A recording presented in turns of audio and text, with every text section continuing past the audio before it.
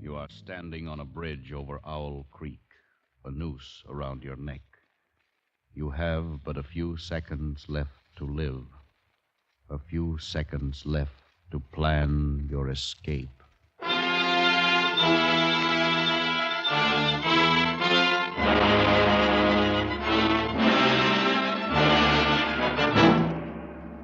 Escape, produced and directed by William N. Robeson, and carefully contrived to free you from the four walls of today for a half hour of high adventure.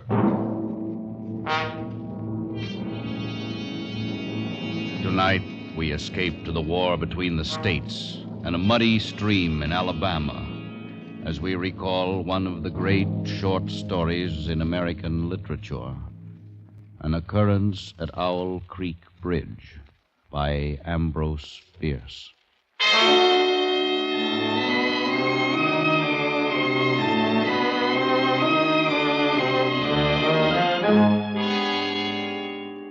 A man stood upon a railroad bridge in northern Alabama, looking down through the ties at the swift water 20 feet below.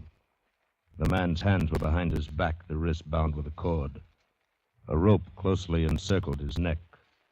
It was attached to a stout cross timber above his head, and the slack fell to the level of his knees. He watched a piece of dancing driftwood racing down the current beneath his feet. He thought, if I could just free my hands, I might throw off this noose and dive into the creek. If I swam underwater, I'd be safe from their bullets.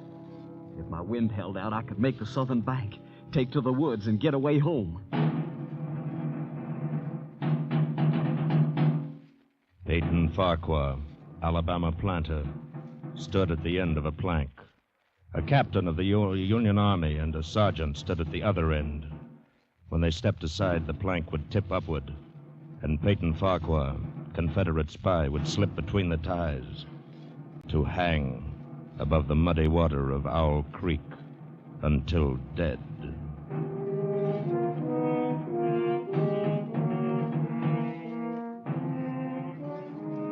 Even in this far outpost of Sherman's march to the sea, the formalities of death are observed by these men who are most familiar with him. The captain's company is drawn stiffly at attention along the tracks on the northern side of the bridge. The lieutenant stands erect on the bank of the stream, the point of his bared saber scraping the gravel on the roadbed. Peyton Farquhar is being ushered into the Confederate beyond with every Union amenity.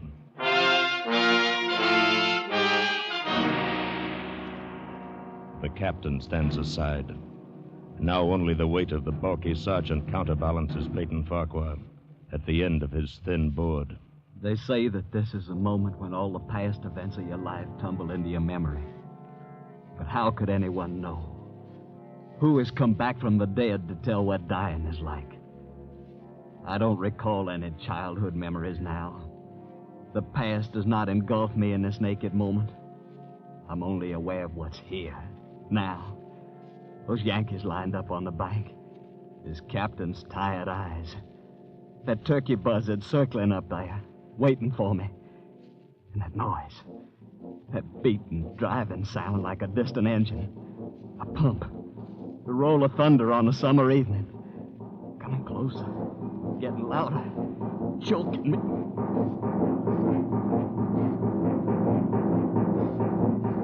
It's your heart, of course, that you hear, stepping up its cadence, pounding under the forced draft of fear. Now you see nothing, remember nothing, sense nothing, but this strangling, suffocating beat of your own heart, throbbing its final protest. You stand there, erect. The work is nearly at an end now. The captain draws his sword, flourishes it to a carry, sings out a command.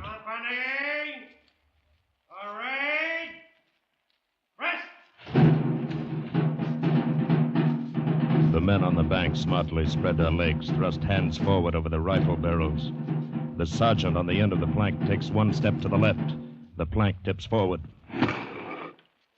And Peyton Farquhar drops between the timbers of Owl Creek Bridge.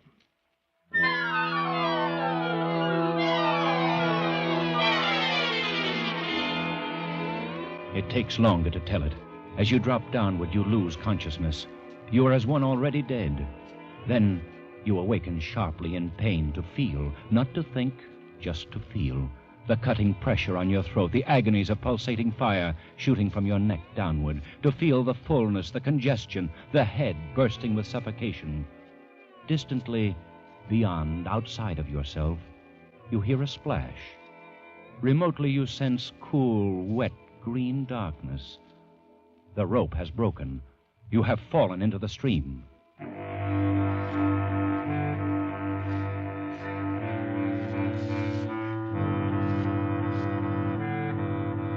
Now thinking returns slowly. You know for the moment you are safe from drowning because the rope around your neck tightly keeps the water from your lungs. Then I shall die hanging at the bottom of a river. And that's absurd. If I can get my hands free. I must get my hands free. Come, Peyton. They can't lick you.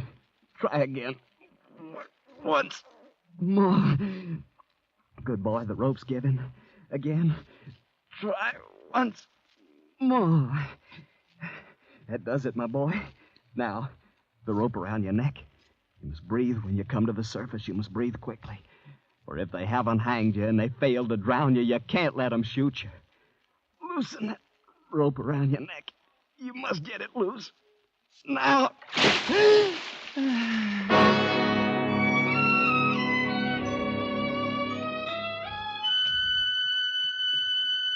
It takes so much longer to tell. You are now in the fullest possession of your senses, and again time stops. You feel the ripples of the water upon your face and hear their separate sounds as they strike. You see the trees on the bank and the leaves and the veining of each leaf and the very insects on them. The locusts, the brilliant-bodied flies, the gray spiders stretching their webs from twig to twig, the prismatic colors of the dewdrops upon a million blades of grass. You hear the humming of the gnats, the beating of the dragonfly's wings, the strokes of the water spider's legs. A fish slides beneath your eyes, and you hear the rush of its body parting the water. All this you see and hear in an incalculably infinite instant of time. Then you hear something else. There he is! Down there, Quebec! Somebody! Come! Shout! Ready! Hey! You dive deeply, but above the ringing in your ears, you hear the volley of the rifles. And as you rise toward the surface, you meet shining bits of metal, singularly flattened, the distorted and spent bullets, oscillating slowly downward past you. One catches in your collar, and it feels uncomfortably warm. You snatch it out. And this gray piece of Yankee lead reminds you of the gray uniform of the soldier who was responsible for you being here.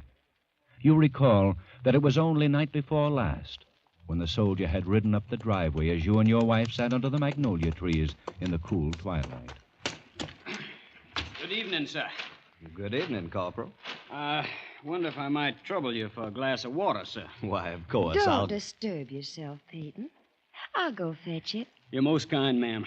If you'll just indicate the well... Nonsense. You just sit a spell with my husband. You look as if you could do with some rest. Yes, ma'am. Reckon I could. I'll be back in a jiffy. Thank you, ma'am. Whose command are you with, Corporal? Colonel Tolliver, sir.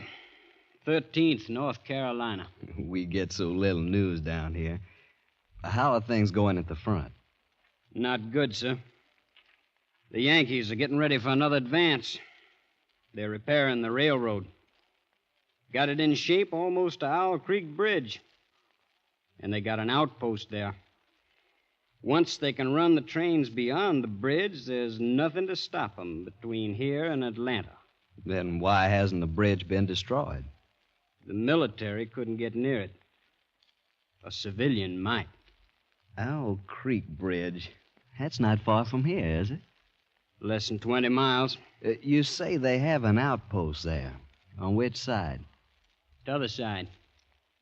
Nothing on this side but a couple of pickets, half-mile out on the railroad. And a single sentinel at this end of the bridge. And that bridge is important? Sure is. What if it were destroyed?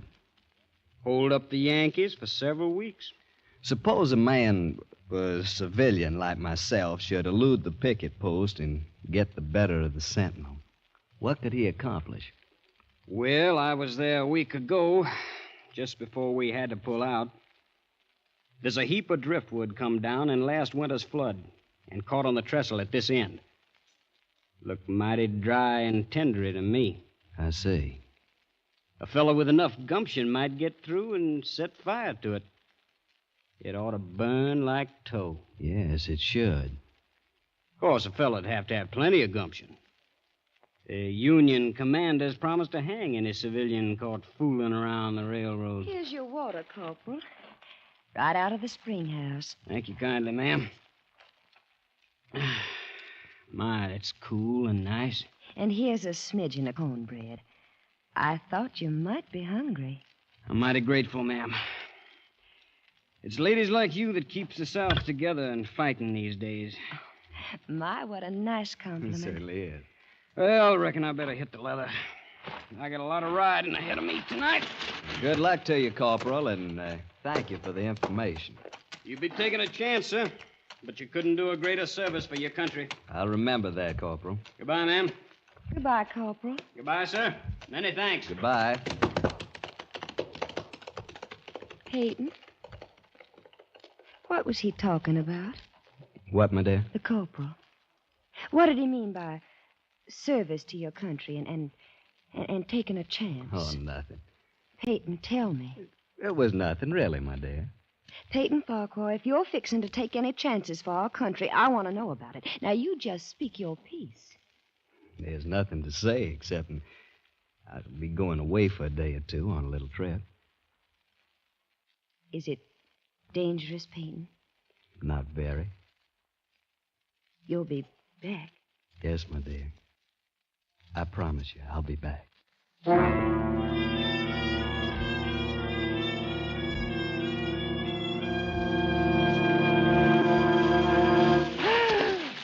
You break the surface of Owl Creek for a second time. And now you're much further downstream, further away from the Union soldiers on the bridge reloading their guns, the ramrods flashing in the morning sun. That captain won't make the same mistake again. He'll order them to fire at will. Heaven help me, I cannot dodge him. Another more terrible sound, cannon. They've trained a cannon on you. Then close. Next time they'll use a charge of grape. Rifles and grape covering the water from bank to bank. I'm done for then. Then something seemed to grab you, and you're whirled round and round, spinning like a waterlogged top. You're caught in a vortex, a whirlpool. The water, the banks, the distant bridge, the soldiers become indistinct blurs. And again, you're helpless. You feel dizzy and sick to your stomach. Just as you felt last night when you crept up the bank toward the lone sentinel on the south end of the bridge and discovered that the sentinel was not alone. There he is, boys. Grab him. Got him, Sergeant. Ah, well, Mr. Peyton Farquhar, we've been expecting you. How did you know my we name got was... ways. But look here, I'm a civilian. I Save was just... your breath and thank your maker we didn't shoot you in the back. Well, we don't do things that way up north. You'll get a trial. Everything fair and square. Bring him along, man. The whirlpool spins faster and faster. A sharp piece of driftwood tears at your coat. The churning brown water chokes you. You know there is nothing you can do. As you had known it last night, when they shoved you into a tent near the bridge to face the infantry captain with the tired eyes. Here he is, sir. Right on schedule. Good work, Sergeant. Is this the man, Lieutenant? That's him. What? You're the corporal who stopped at my plantation last night. That's right, Mr. Farquhar.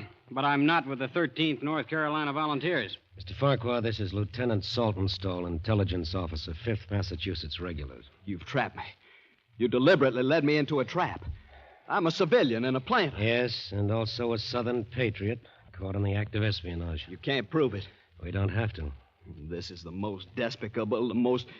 This proves once more that honor is a stranger in the North. I'm too tired to listen to a recital of the code of a Southern gentleman, Mr. Farquhar. I'm afraid the distinction between your ethics and my lack of them would escape me this evening. But why have you done this? Why have you deliberately trapped me? The best way to eliminate civilian resistance is to lure it into the open. You fell for the bait. Too bad. Now, look here. It's my constitutional right Which Constitution? The Constitution of the United States or Jeff Davis's? You insulting Yankees. Remember your manners, sir. I demand a trial. You've just had it. Post a guard over him, Sergeant. Yes. We'll hang him in the morning.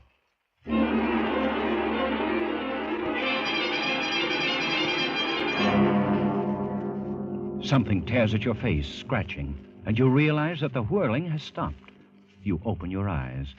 You're lying on the southern bank of the stream, out of sight of your enemies. Safe.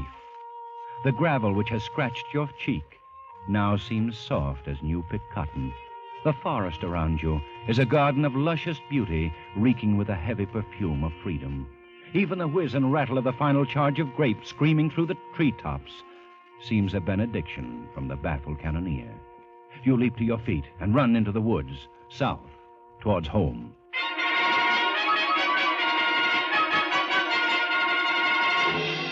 Your neck is swollen and throbbing with pain. You carry it cocked toward your left shoulder as you push through the matted brush. All morning you tear your way through the undergrowth. Your jacket is tattered and your face crisscrossed with bloody scratches from the brambles. Every few moments you stop. You stop to listen for the sound of dogs, but all you hear is the sleepy buzz of the forest. And the blood throbbing through your heated brain brings another thought, which is an insult. No dogs. You are not even important enough to the Yankees for dogs. It's nearly noon now, and for half an hour you've been plunging through a swamp, waist-deep in green ooze. Your neck hurts constantly. Your head throbs and your tongue is thick. It tastes like brown cotton. Gnats swarm before your eyes, catching in your eyelids. Mosquitoes buzz in your ears, drill deep in your hands and swollen neck. You cannot go any longer. You slow down. You stop.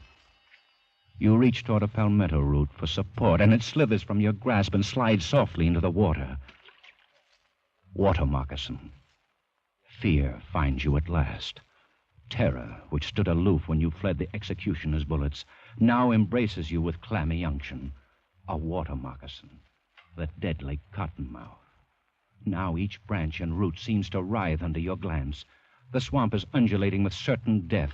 You plunge on through the dark, stinking ooze, on and on, tripping, stumbling, never stopping, for terror rides your back, flogging you with a whiplash of fear.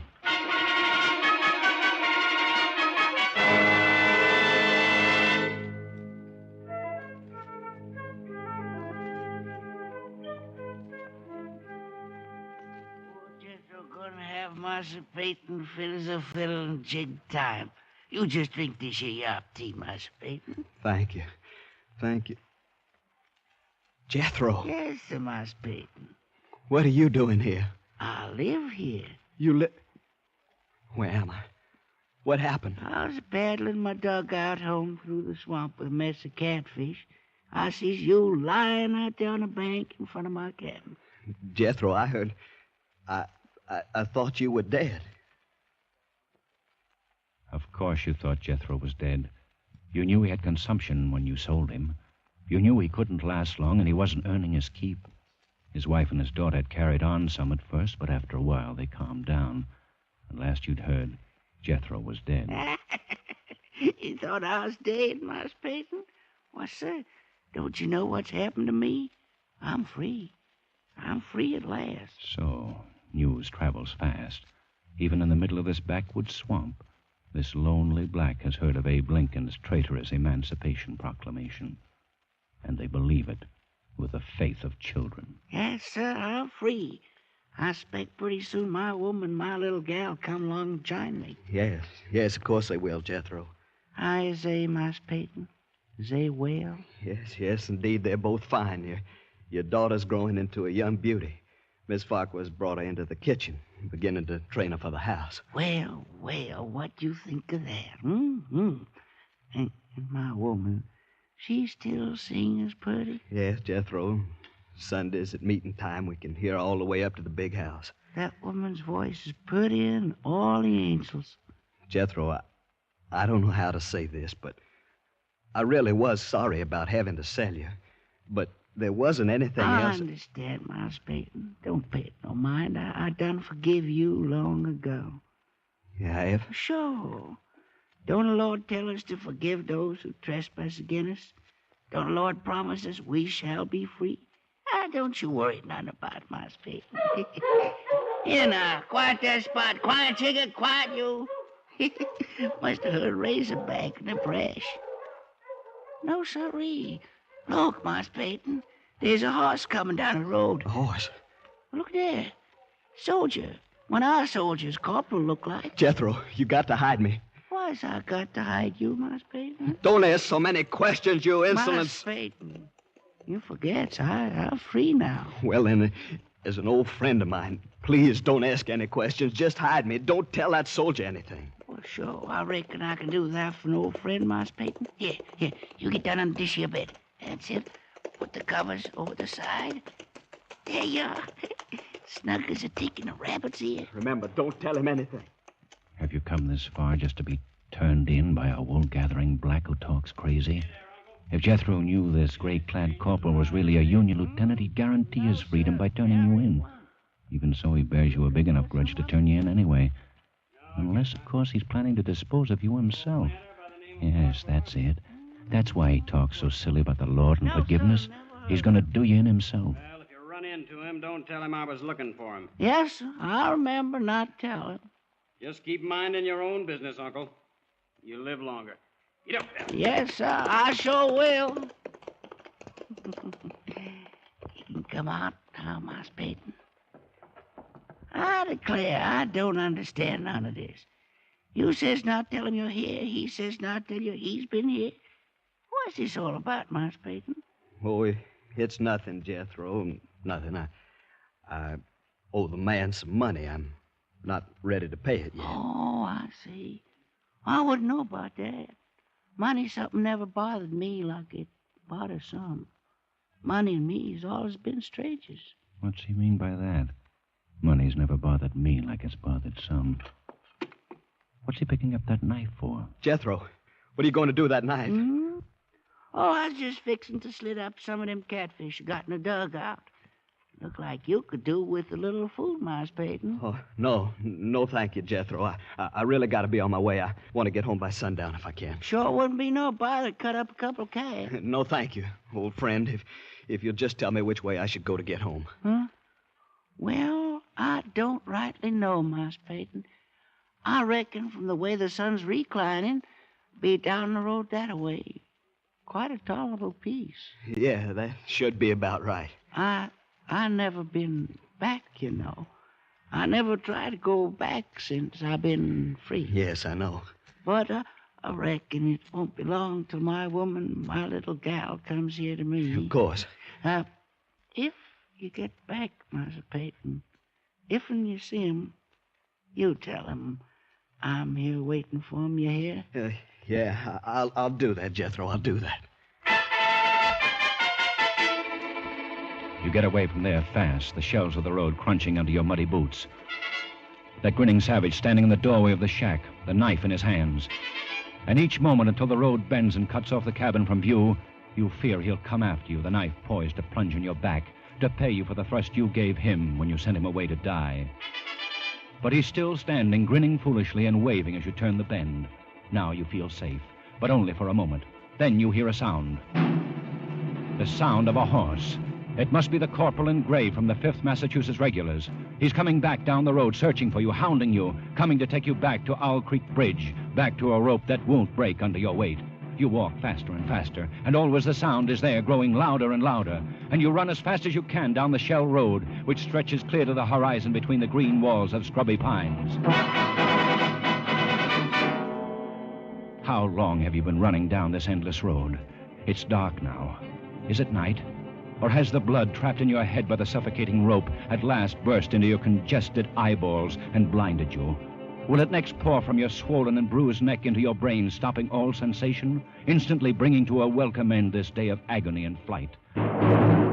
Ridiculous fantasies of fatigue and fear. You can see the darkness is the black of a sudden summer storm. That lightning flash clearly shows the white road ahead and the black silhouettes of trees along the sides. And since you're sure that you can see, the other senses return. You hear the rumble of the thunder. You feel the insupportable ache of your straining lungs, the leaden weight of your tired feet. And now the patter of rain, first washing the stinging sweat from your scratched and bitten face, now pounding harder, flowing down across your hatless head, matting your hair, slowing your headlong gait to a dog trot.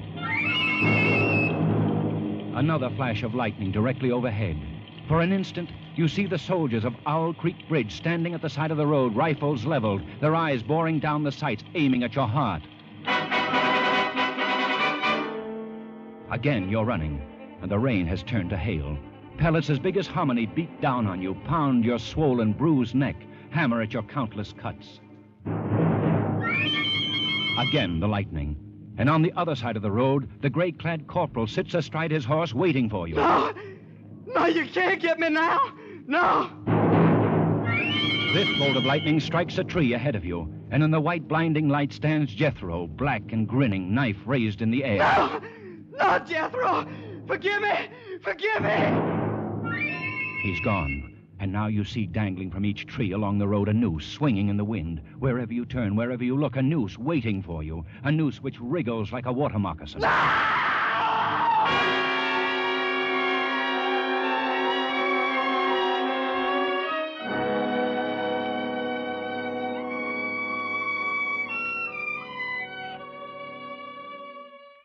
You are standing on the green lawn of your plantation before the high-columned entrance. The storm is over. The clouds are black and menacing all around the horizon. But through a break in the sky overhead, glorious sunlight streams down, bathing your garden and your house in heavenly light. You are home. And now you hear a rustle of crinoline, and down from the wide portico steps your beloved wife. She walks across the wide lawn, arms outstretched. Peyton, my dear, you're back, just as you promised you'd be. For this moment, you have endured the agonies of this day. And were those agonies multiplied 1,000 times, they would be small price for the benison of this breast, the sanctuary of these arms, the security of these lips. You step forward to fold your wife in your embrace. The rope stretched tight, sang like a bowstring. Peyton Farquhar was dead. His body, with a broken neck, swung gently from side to side beneath the timbers of Owl Creek Bridge.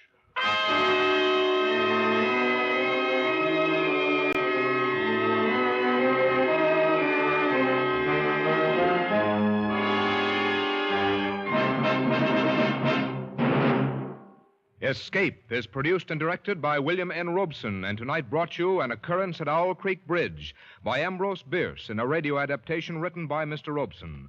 The part of Peyton Farquhar was played by Harry Bartell. The narrators were Bill Conrad and Bill Johnstone. Jethro was played by Louis Van Ruten. The special musical score was conceived and conducted by Cy Fure. Next week, you are trapped in the pitch darkness of a ruined mansion, and groping for you, stalking you, is a homicidal maniac armed with a knife, from whom you must escape.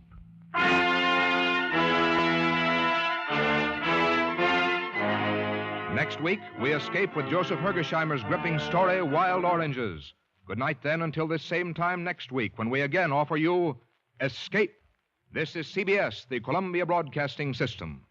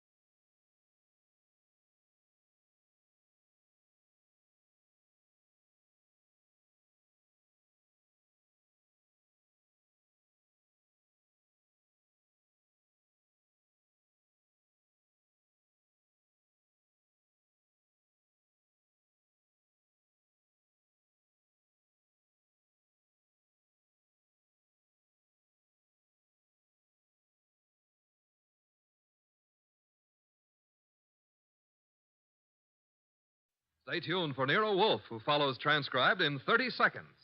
Later tonight, over most of these NBC stations, Duffy's Tavern comes your way. And on the menu at Duffy's tonight, there's a blue plate special of grilled English language, served up by the delightfully ungrammatical Archie. Plus laughs garnished with chuckles, brought to you by Archie's remarkable crew. There's no cover charge at Duffy's Tavern. Just keep your dial tuned to NBC. And this Sunday means another broadcast of The Big Show. And your guests include Fred Allen, Douglas Fairbanks, Danny Thomas, and many, many more. Tallulah, of course, is your hostess on The Big Show. Ladies and gentlemen, that phone bell means adventure. Hello? Hello. The young man answering the phone is Archie Goodwin. The mountain of a man engaged in deep thought in the oversized armchair is Nero Wolfe. Mr. Wolfe, we've got a case. I'm not sure whether somebody's going to kill a rabbit or a rabbit is going to kill somebody, but either way, it's going to be murder. Please, Mr. Wolfe, even orchids have to eat. Phooey. Yes, sir, Mr. Wolfe will take the case. As a matter of fact, he's working on it right now. Money, work. Bah. Huh. Greatest detective in the world. Only trouble is, he is.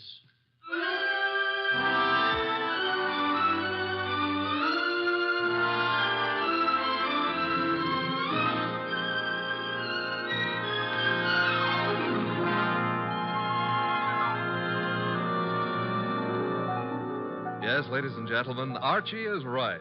Nero Wolfe is the greatest detective in the world, and the fattest, and the least energetic.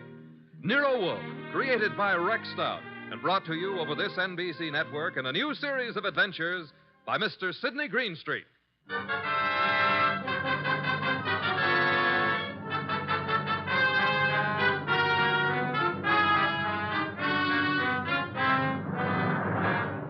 Tonight, it's the case Nero Wolfe likes to remember as the case of the friendly rabbit. He sometimes prefers his proverb scramble. It began in lots of places. Let's take a look at a few of them. In particular, the richly appointed library of a man named Veek. Mr. Veek, what's happening? Relax, Haynes. Your blood pressure. I thought it was a gag, but you really are shutting the club down. I'm shutting it down. Why? I got the joint rolling. The suckers are pouring in. And next week, the governor's committee. Huh? It's moving out of Baylor County. Our joint enterprise is in Baylor County. I think the club needs a rest. Crime committees so rarely admire gambling.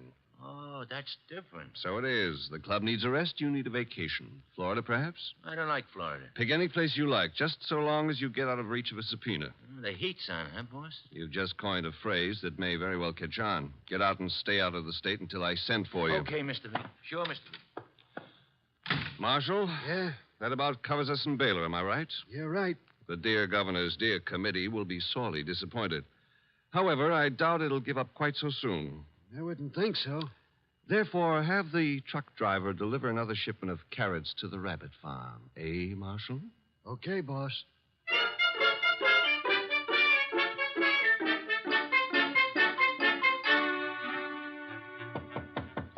Come in, Williams. Good afternoon, Governor. Good afternoon. Williams, I'm disturbed. The crime committee, sir? It was doing well, very well. And then I know, sir. there's a leak. Someone is passing on confidential information. Who? That's the problem. Who? Started 3 weeks ago. A three-man committee, Wilson, McCarthy, Tolliver. One of them, Williams? I'd stake my life, sir, no. Then who? You've forgotten Collier, committee secretary. You have reason to suspect him? No, nothing that means anything. Except... You do suspect him? And he's been watched, telephone calls checked, mail. I have no reason to suspect him. Except that one thing bothers me. What's that? He has a small farm in Greendale County. He rarely went near the place in all the time he's been up here at the Capitol. But that suddenly changed. 3 weeks ago? Yes, sir. He's been staying at the farm for 3 weeks. Is there anything unusual about that farm? Nothing unusual. Except Jimmy Collier has gone in for raising rabbits.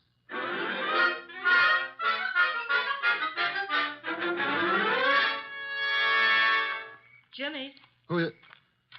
Oh, hello, Claire. you've been hiding from me.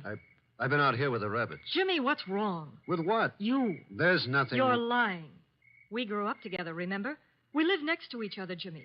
We were going to be married. Hey, wait a minute. We still are, last I heard. You haven't heard recently enough. What does that mean?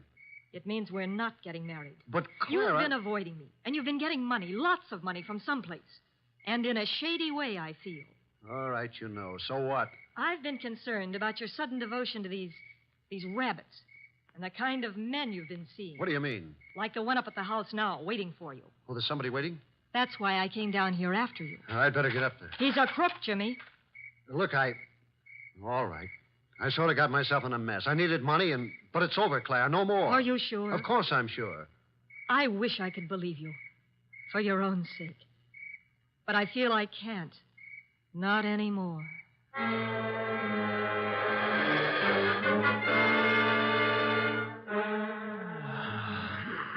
Archie, Yes, Mr. Wolf. either stop breathing so heavily or Take the evening off? stop breathing. Old Dr. Tidmouse wouldn't approve of that. Who in blue and assorted blazes is old Dr. Tidmouse? My family doctor. Mavis keeps your puny mind, but you don't have a family. Answer the phone. Oh, but it might be a case. It might be very important. It might mean work, Mr. Wolf. Archie. WORK. You've got millions in the bank. Why worry? Confound you. Do you want me to answer that phone myself? Now you've got me. No, Mr. Wolf. Couldn't let you knock yourself out lifting a telephone receiver. Nero Wolf's office, Archie Goodwin speaking. What? Wait, Mr. Wolf is to go up to Greendale at... Oh, now, look, friend. Mr. Wolf does not go anywhere, and that includes Greendale. He wouldn't stir out of the house for anybody short of the... What? I see. Yes, sir, in an hour. Goodbye. Mr. Wolf, brace yourself. You've got an appointment with a Mr. Williams at the Starlight Hotel in Greendale for 1 hour from now. You're insane. No, I'll admit I've been tempted. Sure. Were it not for the fact that often the native hue of resolution is sicklied o'er with a pale cast of thought. Quoting Hamlet will get you no place. I would fire you. And then who would drive you to the Starlight Hotel in Greendale? I'm not going to Greendale. Nevertheless, in an hour you will be there. And who, may I inquire, Cecil? The governor of the state.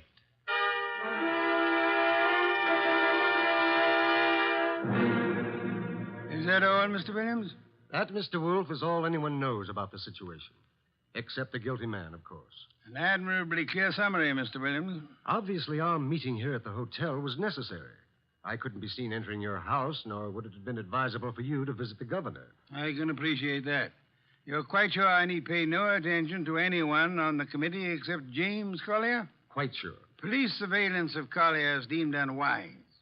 He has suddenly taken interest in rabbits, but although keeping them may perhaps be considered suspicious, it is hardly in itself of value. You have no other evidence against Collier? I know we're clutching at straws, Mr. Wolf. But there is a leak and work is being nullified. Something must be done. Hence the governor's call for you. Very well, sir. I shall attempt to be more than a man clutching at a straw. I said attempt. Archie, unpack. We shall stay at Greendale near Collier and his rabbits.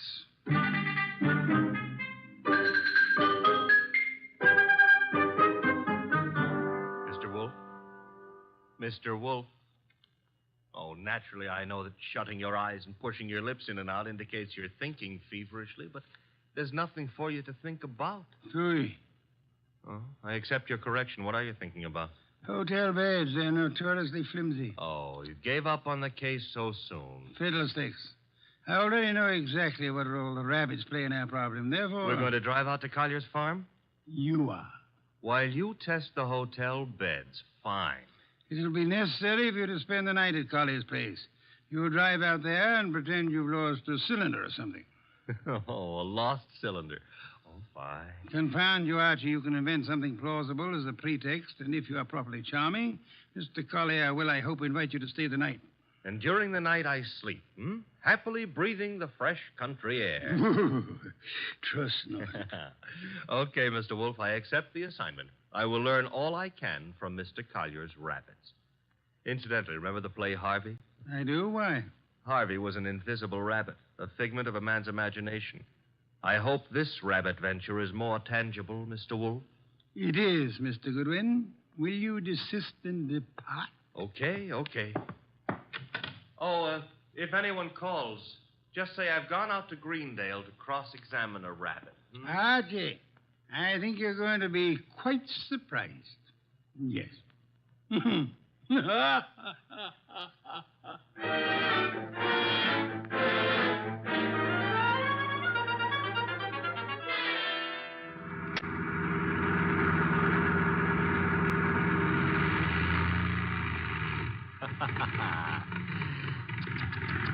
Running out of gas, and me such a big boy. Ah.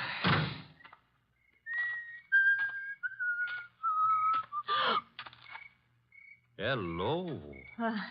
Hello? That tree a friend of yours? The tree? Yeah, the one you're clutching. Oh, I was leaning against it. It's an idea, but not a good one. Trees are notoriously skittish. The instant you really need one, they're out sowing wild oaks or something. You sound as if you know a lot about trees. Oh, I do. I was brought up in one. Look, now, if you really have to lean, I can recommend... No, thanks. Huh? I tried. Nice moonlight we're having. My name is Goodwin, and blondes call me Archie. I'm not blonde. Brunettes call me Archie, too. And what do redheads call you? Oh, we'll just skip that, huh? And your name is... Claire. Claire. I approve. Now, you may not believe this, but I have just run out of gas. You think I might wangle some up at your house? My house? You mean Jimmy's house? All right, I mean Jimmy's house. Well, I don't know. He might have some. Now, why don't we go up to the house and ask him? Well, all right.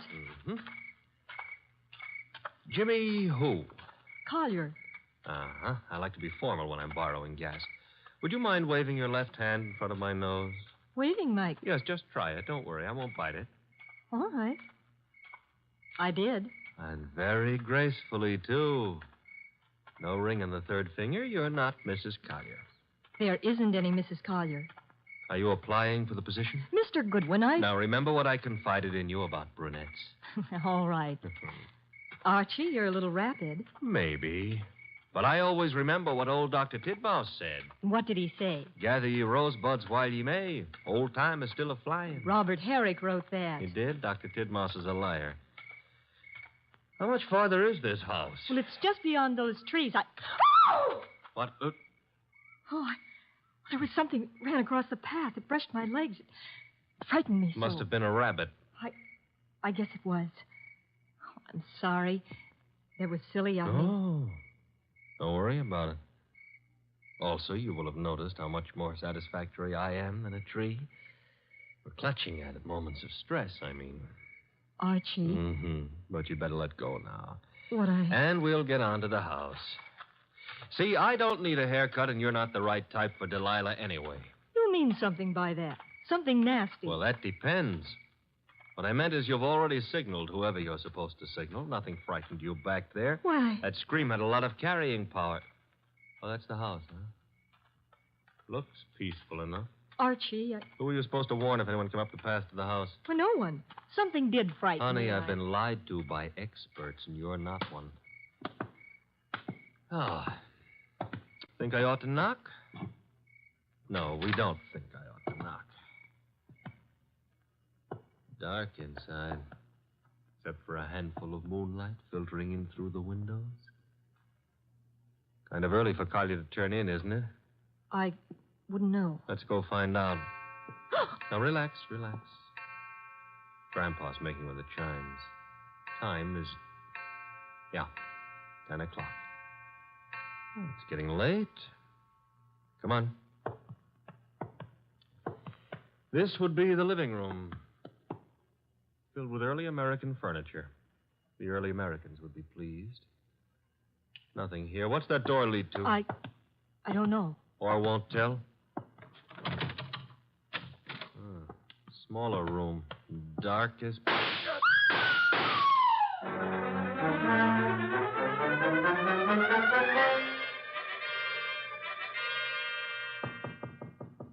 Come in. Put the beer on it. Oh, you're not the bellboy. I'm sorry. I should have remembered to bring some beer. Indeed, and you are? I'm a fellow guest at this hotel, Mr. Wolf. My name is Veek. Veek, yes. A criminal of moderate intelligence and immoderate pretensions. We won't quarrel, Mr. Wolf. I've something to offer you. You and your boy Goodwin didn't drive up to Greendale for the exercise. I dislike exercise. Shortens life. James Collier lives nearby. The governor's committee on crime is unhappy. There's been a leakage of information. It hasn't helped them in their work. But it has helped you. You wouldn't have left your house in New York on any ordinary job. A request from the governor, however. Shall we stop fencing? I don't have to fence with you. The committee's work doesn't particularly bother me. I've already made my arrangements for retiring from active business, shall I say. However, I don't want you messing around in the meantime. Indeed.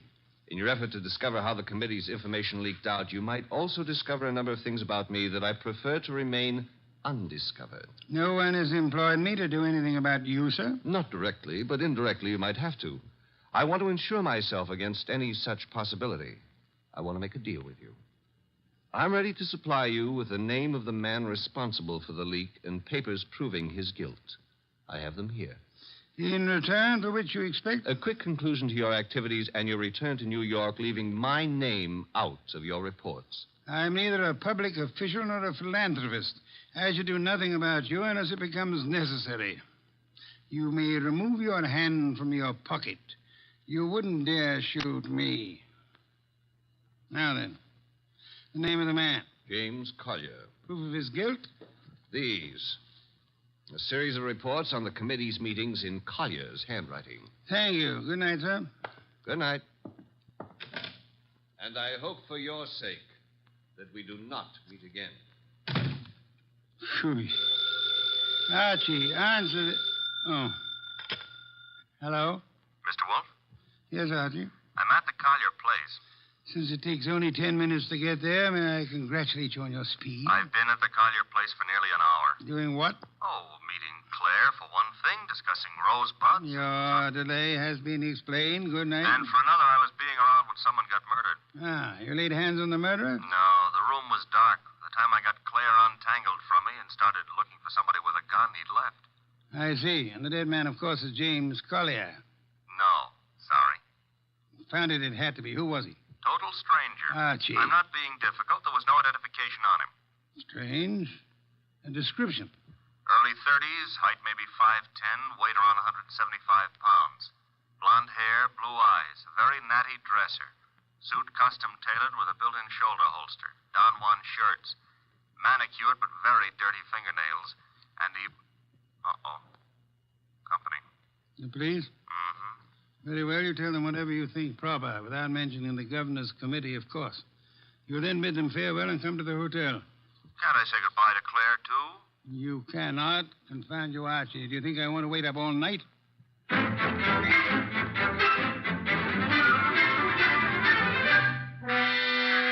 Police were not happy about letting me go, but I threatened to tell you on them, so they gave up. You have told me the entire story of what occurred at the Collier farm, Archie? Mm-hmm. All details. If you like, I wouldn't mind repeating the parts about Claire. Phooey. You may call it phooey, I call it love. By the way, did you know that it was Robert Herrick who wrote that Confound you, be quiet. Okay, push your lips around, but you've missed something. I have? Mm-hmm. The burning question of the day. Tonight, rather. Which is? Where is James Collier? Ah. Stop buying. The cops want him on suspicion of murder. The way it shapes up, he shot our unknown pal and then headed for the nearest border. Nonsense. Mean he didn't shoot our unknown pal? I mean Collier's whereabouts are not a mystery. You know where he is? I know where he is. I don't believe it. You couldn't know. You haven't been out of the hotel. You haven't had any calls. Archie, I use my intelligence. If you had used yours instead of voting the girl... I still wouldn't know where Collier is. Never mind. I'm impressed. What do I do now? You get Mr. Veek on the phone. Huh? He's staying here at the hotel. Oh, old home week. Operator. Mr. Veek, please. Hello? Hello, Mr. Veek? Who is this? Mr. Wolf wants to speak with you. Just a second. Here you are, sir. Thank you. Mr. V, where were you at 10 o'clock? Why, on my way to the hotel. You checked in at... 10:15, then came directly to your room. One other question. You have an employee, a man in his early 30s, blonde-haired, blue-eyed, and well-dressed. Am I correct? Yes, that is Marshall. No, that was Marshall. Good night, sir. Having done that, whatever it meant, we now go to sleep? Phooey, we go to the Collier farm. Okay, but why? Because, Archie, The time has come to cross-examine the rabbits.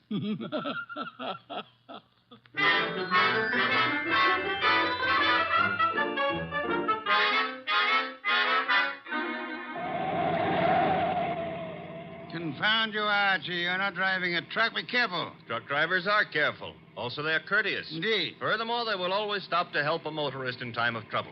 Archie, are you training to become a truck driver, or have you fallen in love with a truck driver's daughter? Her name is Susie, her hair the color of wheat fields at high noon. Never mind turning purple. I'm about to change the subject. Boss, I have a theory. Stick to truck drivers. As follows. Our boy Collier, who'd been selling information to Veek, had a change of heart and decided to turn ethical. But Veek's man, Marshall, at Veek's orders, tried to apply pressure, so Collier shot him and headed for Canada. And the girl's roll.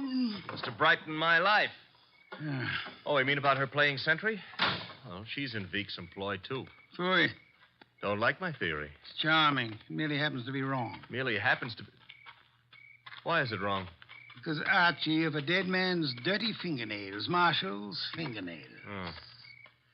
Well, you made me bring you to the rabbit hutches. We have arrived. There are the rabbits. Go ahead, cross-examine them. A good many hutches. A large pen for the rabbits to run about in. Notice that they're all cowering at the far end of the pen, ran as we entered. That's because they don't like us, maybe, huh? One of them, however, seems to be friendly. The one up here, and at the corner opposite us. Oh, yeah, there is one here.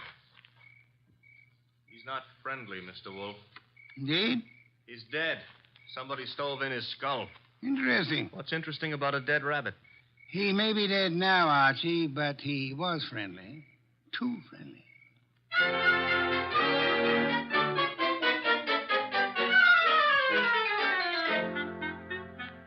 Claire, this is Mr. Wolf. Mr. Wolf, this is Claire.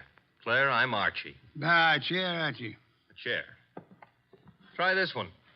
Be gentle with it. If you break it, all the early Americans will hate you. It'll serve. Steady. Oh.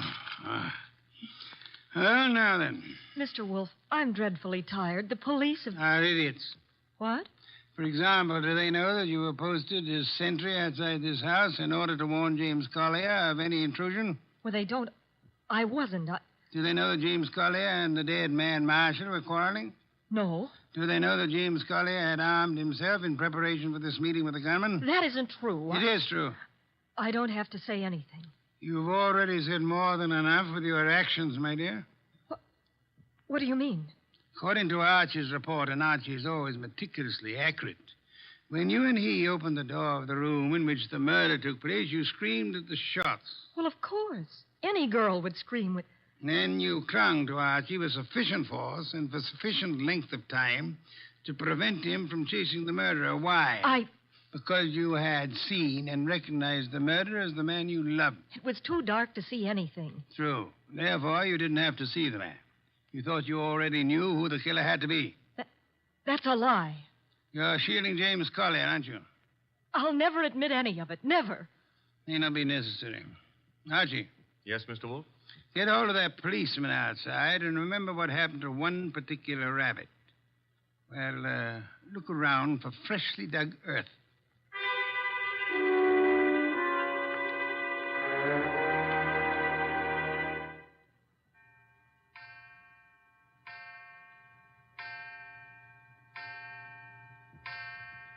Midnight. What are we waiting for? A return? Archie's? No, it'll take him longer. Well, then whose? Mr. Veek's, of course, complete with revolver. Come in, Mr. Veek. It couldn't have been easier. No one outside, only the two of you here. I warned you, Wolf. Fiddlesticks. You merely tried to use me as a prop for an alibi and a rationalization for a motive. I don't understand. Mr. Wolf does. Indeed, I do. Did you really think me fool enough to believe your proposal, Mr. Veek? It was plausible. It was nonsense. You pretended you were handing James Collier plus the proofs of his guilt over to me in an effort to keep yourself out of the picture. But your proposition was silly. No matter how much I might have wanted to help you, I would have been powerless once James Collier went before a jury. You're too intelligent not to know that. That couldn't have given you enough to go on. It didn't. You yourself gave me more. I did. When you came to my room, you told me you knew Mr. Goodwin and I had come to Greendale, checked in at the hotel. I did. However, when I phoned you later and asked for an account of your movements between 10 and 10:30, you replied that you had driven to the hotel, signed in, and came directly to my room. Obviously, you already knew of my presence in the hotel. How? Only one way you could have known. You had seen Archie at some time prior to the time you checked in at the hotel, and the only place where Archie was here, at the farm. Yes, which told me Mr. Veek had been here at the time of Marshall's death. What was Veek doing here? Only one thing. Murder. Then he killed the gunman. No other possibility. But, Jimmy, I thought he did it. James Collier couldn't have killed Marshall because at the time he was killed, James Collier was already dead. Archie! What's this? Leave it, Guppy. Let's play. Undrop that gun first. My arm. That's nice and cooperative, so. You'll be quiet for a while. The cop is back in the rabbit pen, Mr. Wolf, guarding Collier's grave. Grave, Archie? Yeah, with James Collier in it. Oh, poor Jimmy. Veek knew the expose was coming. He had to shut Collier up. So he had his gunman, Marshall, kill Collier and bury him in the rabbit run back of the hutches. You spotted that, boss, because of... You're dead rabbit. The others scuttled away from the man who bore James Collier's body to that lonely spot. But one rabbit overcame his fear. He was too friendly. And got killed for it. There was that And the dirty fingernails of Marshall, the gunman who killed and buried James Collier. Your description indicated extreme neatness. The dirty fingernails were a wrong note. Yeah, indicated he'd been digging. So we know now, don't we? Veek killed his own trigger man to frame a dead man for it. Collier would be thought guilty. He'd be hunted among the living. And all the while... Oh, I'm sorry, Claire. It's all right, Archie. I didn't love Jimmy. That was all washed up. Mr. Wolf, I understand everything, except why did Jimmy suddenly start staying at the farm with the rabbits? He knew he'd be watched. He couldn't risk conveying his information by telephone or the mails. Nor could he be seen holding conversation with men who might be traced to Veek. But who would suspect a truck driver delivering carrots for the rabbits as being the go-between for Jimmy Collier and Veek? Nero Wolf. Which is why I hope there's an adequate bed in this house for Mr. Wolf. I'm sure I'll be able to find one. Splendid, Archie. You will have the police remove Mr. Veek, and then... And then maybe Claire would like to go gathering rosebuds, huh? By moonlight? I would like to. Phooey. I shall go up to bed now. I've seen the moonlight more times than I care to remember. However, while you and Miss Claire stroll through the moonlight, Archie... Yeah? You might remember that rosebuds have thorns.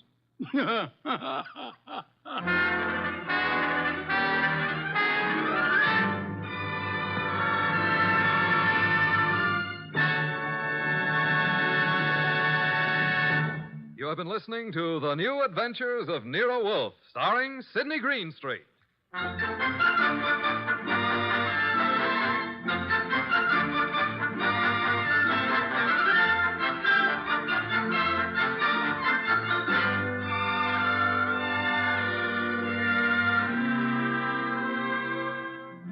Tonight's transcribed story was based on the characters created by Rex Stout.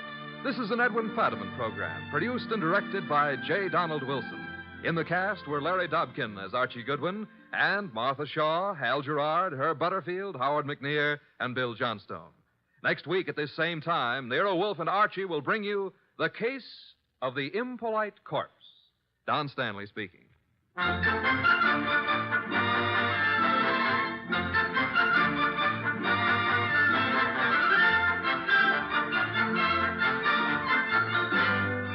Three chimes mean good times on NBC.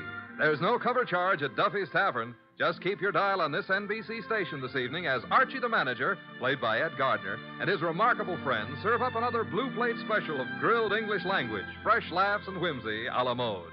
Another Friday fun favorite is the delightful Life of Riley, starring William Bendix as the beleaguered Chester A. Riley. Now it's Sam Spade. Then, The Magnificent Montague on NBC.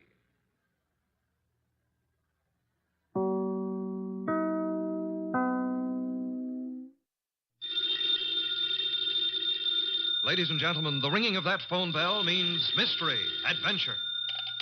Nero Wolf's office, Archie Goodwin speaking. You're a... And you've lost your... Oh. Archie, the answer is no. Hold on a second. The answer to what is no, Mr. Wolf? I shall not attempt to find a blonde for anyone. You've got the man on the phone a little wrong, Mr. Wolf. He's not looking for a blonde. He's looking for a prize fighter. Indeed. Have him come here. Okay. Mr. Wolf will see you at 8.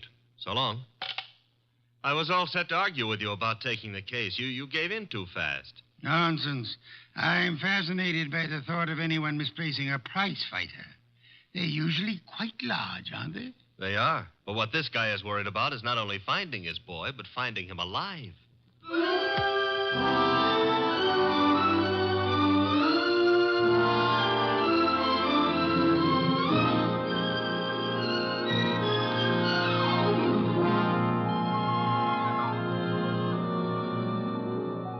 Ladies and gentlemen, it's the bulkiest, balkiest, smartest, and most unpredictable detective in the world. That chair-born genius, Nero Wolf. Created by Rex Stout and brought to you in a new series of adventures over this NBC network in the person of Mr. Sidney Greenstreet.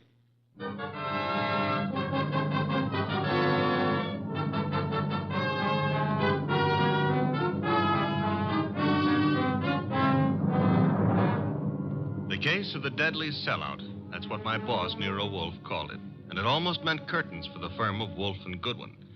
But let me give it to you straight right from the beginning. Although you ought to know that it wasn't until it was all over that I knew the very beginning of it myself. It all started in the New York flat of one Brock Rainey. Yes? The name is Jerry Fay. I'm supposed to know you? Being a very good friend of Pepe Gatto's, it's time you got to know me. May I come in? Oh, sure. You've got a problem, Miss Fay? Pepe took a fall at the garden last night against a coffee and bum named Eubanks, right? As far as I know, Sister, Gatto met his match. Please, Mr. Rainey, do me a favor. Skip the sausage meat. It happens I saw the $1,200 you counted out to him to take a quick dive in the first. You did?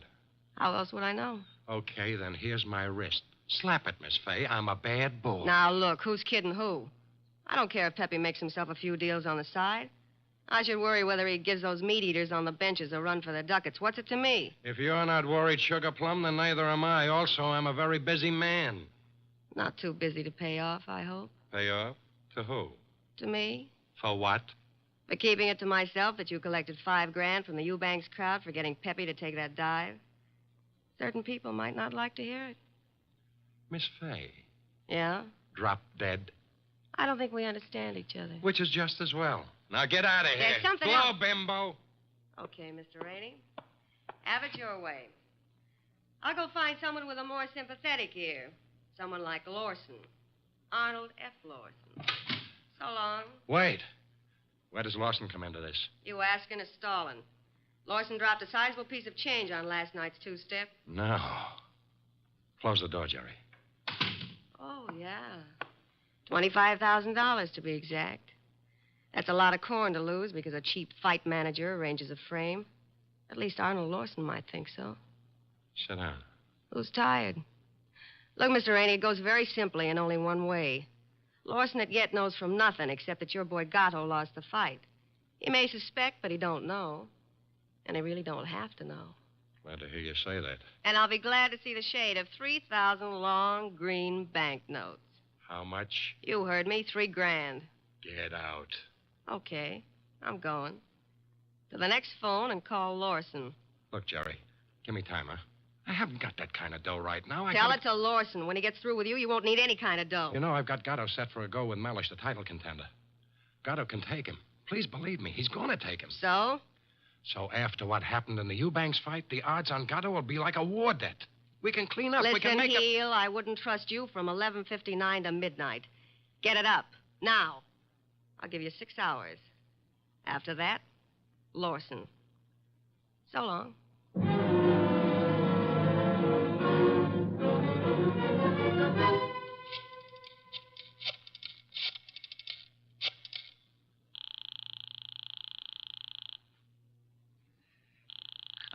Come on. Hello? Hello, Rainey, this is Gatto. Hi, hiya, Pepe. Look, the boys dropped in on me at the office at Mindy's. Lawson wants to see me. What? Lost? Look, Bum, I'm the one with the cauliflower ears. You heard me, and what do I do? Nothing. But... Don't go near him. Stay home. Let me take care of it. How? What'll you do? I don't know yet, Pepe, but I'll find a way. How did he find out? Your girlfriend. What? She wouldn't do that. She hates the guy. Hate him or love him, she told him. I can't believe it. I suggest you call our little doll Jerry and give her your regards for the double cross. Meanwhile, stay put in your apartment. Don't move. But, Rainey... Hello. 275, 319, 3... Archie. What on earth are you mumbling about? The high cost of blonde. Indeed. Oh, you can say that again. I have no intention of doing so. Okay, be smug. But there must have been a time even in your life when knickknacks from Tiffany figured on the budget. Phooey. Not to mention steak dinners and champagne. Or what did you feed your girls? Peppermint lozenges? Nonsense. Nonsense? They preferred lime. Oh, I'm dying, and he laughs. Mr. Wolf? Yes? I have decided that you are giving me a raise. Archie, this is not a period in which unilateral decisions are wise. So I'll be a dope and get a raise, huh? As for your future mental attainments, you may be right. As for a raise... You want to drive me to gambling? Like betting on fights or going... Okay, it's the doorbell, and I'm answering it. The name's Rainey. You're Goodwin? I'm Goodwin. Come in. Is Wolf in? Mr. Wolf is always in. Unlike prize fighters, I guess. Come on. Thank you. Mr. Wolf, this is Mr. Rainey, the man who lost his prize fighter. How do you do, sir? I'm not doing so good. Mr. Wolf, you gotta help me. That will depend. On what? The fee? I digress. Your problem is what, Mr. Rainey? Mr. Wolf, I manage a fighter named Gatto. Maybe you've heard of him. I have not. However, that is of little significance. You are having difficulty with this Mr. Gatto? I'm not having difficulty with him. I can't find him. Maybe you better let me give you the whole picture, huh? Very well. Well, Gatto is an up-and-coming boy, Mr. Wolf. He had a little upset last week with a guy named Eubanks. But everybody knows in spite of that, Gatto's heading for the big time. I think he'll prove that when he goes against Mellish. Mr. Mellish being another pugilist, huh? That's right, Mr. Wolf. Now, Pepe, that's Gatto. Pepe was due at the Turf Club this afternoon to meet the opposition management and go over the setup. He was due, but he didn't show. I waited all afternoon, and then I started the phone calls and taxis. The results? No results. I combed every joint I ever knew him to buy a beer in, and the score was 0. Matter of fact, nobody's even seen him for 4 days. You would have tried the gymnasiums, naturally? I did. Does this pugilist have a home? Yeah, 206A Rathburn Street. A penthouse on the roof. He was not at home during all this time? It's where I tried first. Was empty as a bank on Saturday afternoon. I see. And you want me to find him for you? If Pepe blows this fight, Mr. Wolf, it'll ruin his career. And the preservation of his career is worth a good deal to you? I got a check for $2,000 right here. Archie? I'll get it. $2,000. Very well, Mr. Rainey. I shall take immediate steps. I got a cab waiting outside. We can get started right away. We? Phew. I shall remain here. But how do you expect to... Archie. Yes, Mr. Wolf. You will leave with Mr. Rainey. I need information. You might try the Rathburn Street penthouse to start with. But I've already been there. With all due apologies, Mr. Rainey, suppose you restrict your activities to pugilists. Archie is a trained observer. You are not. Archie, you will pick up whatever you can at Gatto's apartment. I especially suggest a careful check on his wardrobe. Wardrobe? If his clothes are missing, Mr. Rainey, it would indicate that he left voluntarily and deliberately, for whatever reasons he may have had. If they are not, Archie, you will phone me from the apartment after your investigation is over. Okay. I shall, in the meantime, devote some thought to the subject. Huh? For $2,000, all you're going to do is devote some thought? Mr. Rainey, if I were not a modest man, I would point out to you that you're getting quite a bargain.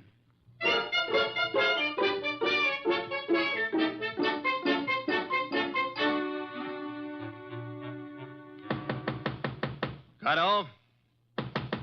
Gatto? He's not here. I told you that. I was up here before. He left the door unlocked? I had a key. Guess I forgot to lock up after I left. Now, let's look around. Bathroom? Yeah. Empty. It's a nice penthouse. That a closet? Yeah. What do you think? He's playing hide and seek? Try it. Okay. Anything in there? Nothing I'm looking for. What's that you found? A hat. Well, let's see. A lady's hat. Yeah, smart and expensive. Label reads a Madame Yetta original. That bunch of lace and feathers cost somebody a fast $50. Yeah, probably one of his girls left it behind. And maybe she'll call for it. Come on, we'll take a gander out on the roof. I took a gander out there. It's bare as a bone. What have we got over there with the chimney?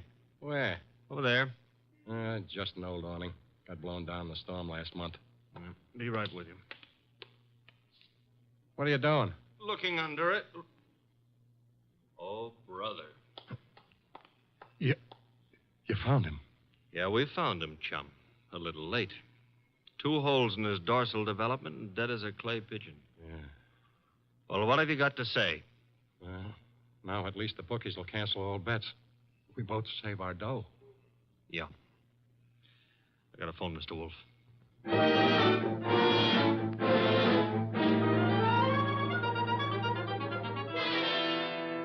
And there he was, Mr. Wolf, under the old canvas awning. Where's the hat? Oh, this is it. That's it, boss. Snazzy number, no?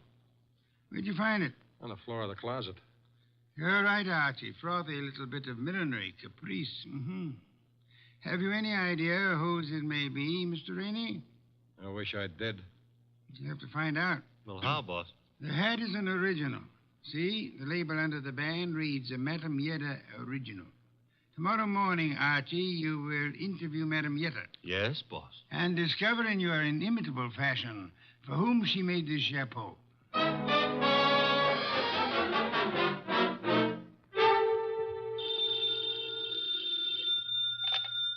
Hello? Archie again, Mr. Wolf. Per your instructions, I have just talked to Madame Yetta. What did you learn? Madame Yetta tells me she made that hat for a Mrs. Lawson. Who is Mrs. Lawson? Wife of an ex-beer hustler who's in the chips and puts on airs. Lives in the penthouse of the Bradford Arms. I was just about to hop a cab and go up there, boss. Good. Keep this up, Archie. And through sheer practice, you may yet develop a full-blown intelligence. Well, I'm trying, Mr. Wolf. And after the Lawsons, I do what? Return here immediately and hurry. How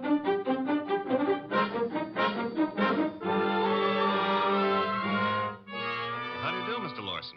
Oh, Mr. Goodwin. My secretary tells me you're a detective. My boss might argue with you on that, Mr. Lawson. Your boss? It happens I work for Nero Wolf. I see. And you wish to see me about... About this hat. Hat? Oh, I see, yeah. Well, Mr. Goodwin, please believe me, I never wear hats like that. Would your wife be likely to say the same? My wife? Just what are you getting at? Would I seem too nosy if I asked how well you and your wife know Pepe Gato? How well do we know who? Pepe Gato. The pug? No, not such a pug. No, huh? I lost $25,000 on him in the Eubanks fight. If you ask me, he laid down like a dog. And did you talk it over with him? Talk it over with him. Never seen the man in my life. Not even at the fight? No, I placed the bet over the telephone. I'd scarcely have anything to do with a character like Gatto, Mr. Goodwin. You surely won't from here on out, Mr. Lawson. What do you mean? Gatto is dead. You don't say. He was murdered last night. Murdered? And what would you say, Mr. Lawson, if I told you that this hat is your wife's and that it was found in a closet in Gatto's apartment? Now, wait a minute. Let me get this straight. Are you implying... Not implying. Facts are sticking out. What time was this dumb brute done away with? Oh, I'd set it at somewhere between 5 and 7 p.m. last night. Well, you said it very conveniently. Thanks. Why? My wife and I drove out of the city at 4:30 yesterday afternoon. Didn't get back until 2 this morning. And this hat? It took wings and flew into Gatto's closet? Is that the answer? No, that's not the answer. Then what is? This is. A month and a half ago, I was with Celia on a bus top. She was wearing that hat, and the wind blew it off her head. I see. And from there, we figured that somebody picked it up, and it finally wound up at Gatto. You can figure anything you please. Personally, I don't feel in any way obligated to figure anything. Darling, I was just on my way out and...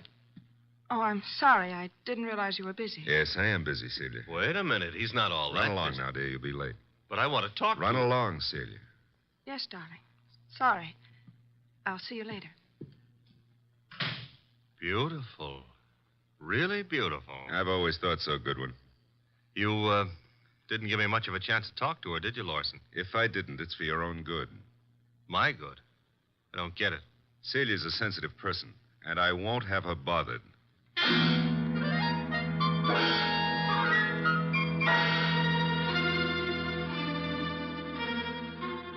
And do you mean to tell me you let him scare you? Let him scare me. Say, will you stop being so fearless with my life? The guy said don't bother my wife, so I didn't bother his wife. It was that simple. Apparently his wife was not blonde. Answer the phone, Archie. No, you answer it. Now you've hurt my feelings. Oh, well. Hello? I want to speak to Mr. Nero Wolf. Mr. Wolf speaking. Oh? Is it true that you're interested in the Gatto murder? Who are you, and how do you know he's been murdered? The second question is none of your business. And as for the first, call me Jerry. Jerry. How do you do, Jerry? Jerry. Where do you call? Would you like to come to an auction? An auction? You know, going, gone, to the highest bidder. And what are you placing on the auction block, Miss Jerry? A few facts. All in good condition and guaranteed to make it a cinch to snag the Gatto killer. Sounds promising. Only you'll have to bid against real money. May I have the address of the auction room? You'll have no trouble finding it. Your assistant was there last night. Where? The penthouse on top of 206A Rathburn Street. The big item goes on at 4 bells.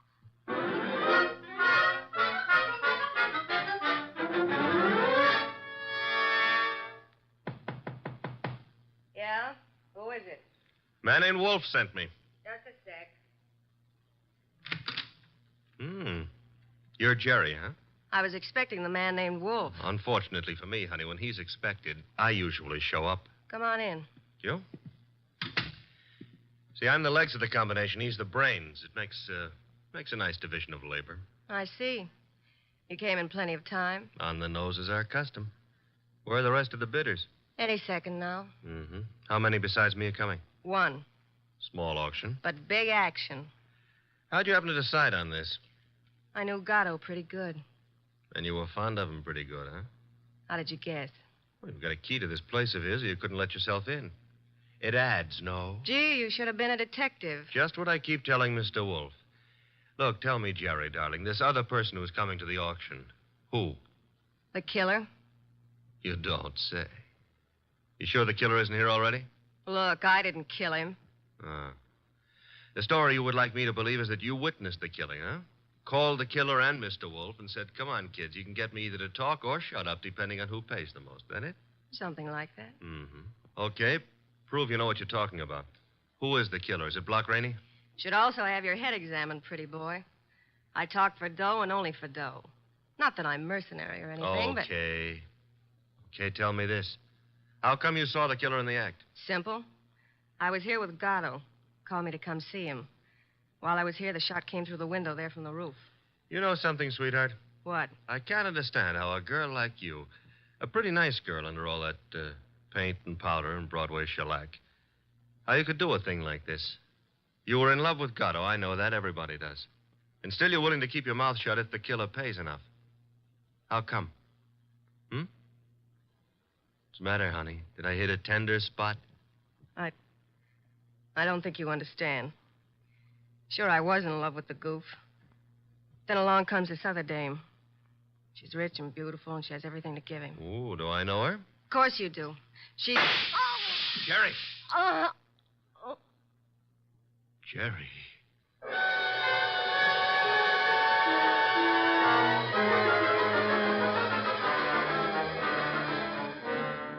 She was just about to tell me, and then the shot came through the window from the roof, boss. It's a flat roof outside. You didn't, I suppose, see the murderer? No. I caught Jerry in my arms. By the time I laid her down on the couch and got out on the roof, the killer was gone. Get right over here and bring our client with you, if you can find him. Rainey? That's right. He has a right to be in on the kill. Okay, boss. But keep away from that beer till I get there. Don't be impertinent. I shall be busy phoning Mr. and Mrs. Lawson. Meanwhile, I want them here, too. Besides, one bottle won't do any harm.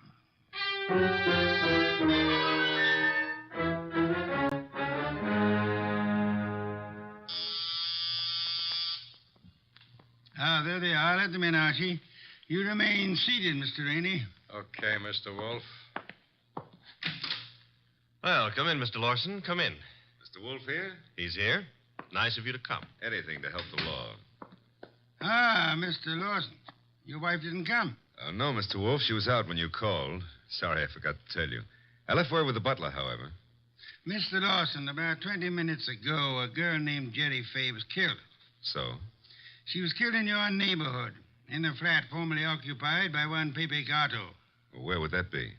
Maybe your wife knows where the flat would be. How dare you, sir? No histrionics, please. Where was your wife when the girl was killed? I'm advising you that if there is an alibi, now's the time to state it. I wouldn't humiliate Celia by alibying for her. Then the police will pick her up. But she didn't kill this girl, Mr. Wolf. You have reasons for that opinion? The best of reasons. I'd be grateful if you'd state them and let me be the judge of their excellence. One should do. This one. Celia's out in the country visiting her mother. Oh? Does that settle it? Possibly. What's her mother's telephone number? Why, Merely a routine check. Well, can't you take my word? I'll take her mother's number. Well, Mr. Lawson? I'm sorry. I hoped you'd buy this story. What do you mean? Her mother's been dead for 10 years. I see. Well, I don't. What's the idea? It's known as marital devotion, Archie. I suppose you realize, Mr. Lawson, that in shielding your wife, you're aiding and abetting a murderess? I haven't stopped to realize anything. When Goodwin brought me that hat, I didn't know what to say. Oh, you pitched me a curve then, too. Well, I suppose you might call it that, but... And she didn't lose the chapeau off a bus top. No, but you've got to understand. Celia's the dearest thing in life to me. Yeah, so's a lady rattlesnake to its husband. I suggest it is time for you to be objective in this matter, Mr. Lawson. What do you want to know? Tell us where she can be found. I have no idea. When is she expected to return home? Never. Oh? You see, we had an argument. I doubt that I'll ever see her again. Then we're quite on our own, Archie. To do what? To make a journey to Gatto's apartment. Gatto's apartment? She probably has a key to that popular abode. But she wouldn't go there, boss. On the contrary, I am of the opinion that that's just where she would go. Give me my hat. Don't tell me you're going to stir yourself. It's a most unpleasant necessity, Archie.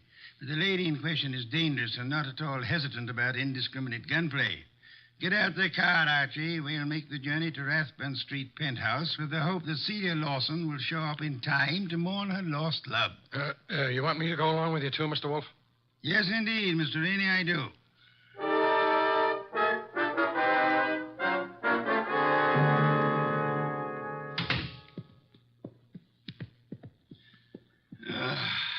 I trust this chair will hold me.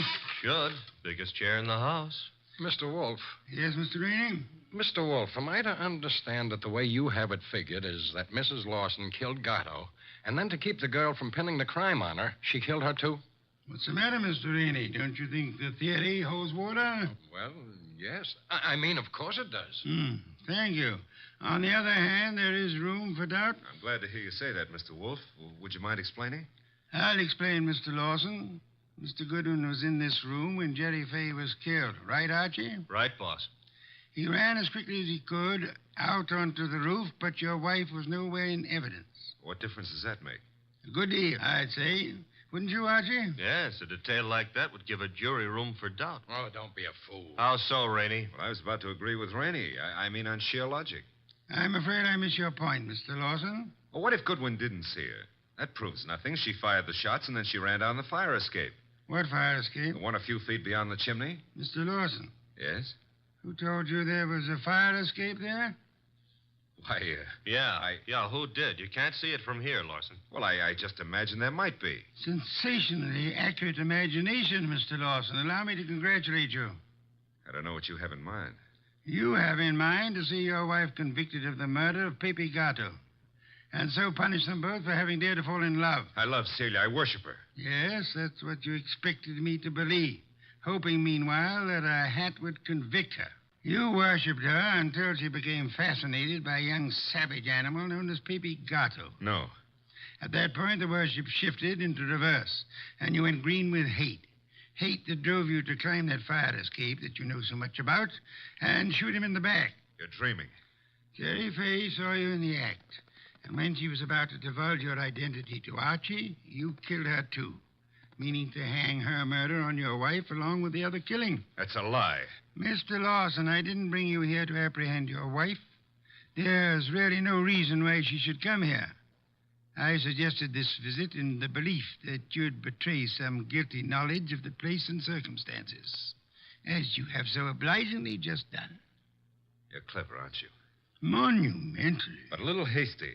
So, why? This gun in my hand. Haven't you noticed? Of course, sir, but yours is not the only gun in the world. What? Sit still, Arnold, and don't turn around. Your wife, Mr. Lawson. Come in, my dear. Celia, what are you doing here? I came to get a hat that I'd left in Pepe's closet. It suddenly was clear to me what was in the wind, and I thought I'd better remove all evidence that you could possibly use against me. Celia, listen, you must understand I it's for you. understand one thing only. Pepe's gone, and you took him away. Listen, please, if you let me explain, you'll understand. Yeah? Please, honey, help me. Sure, I'll help you. Celia! Well, that's all, Mr. Wolf. What now?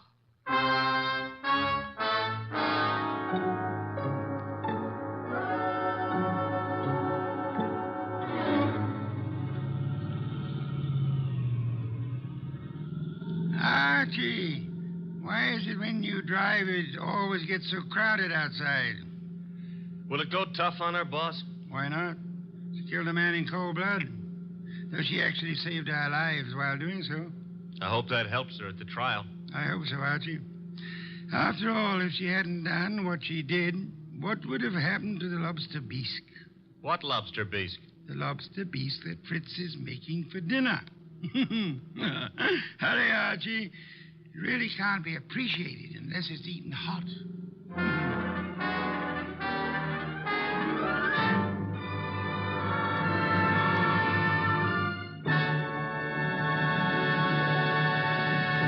You have been listening to The New Adventures of Nero Wolfe, starring Sidney Greenstreet.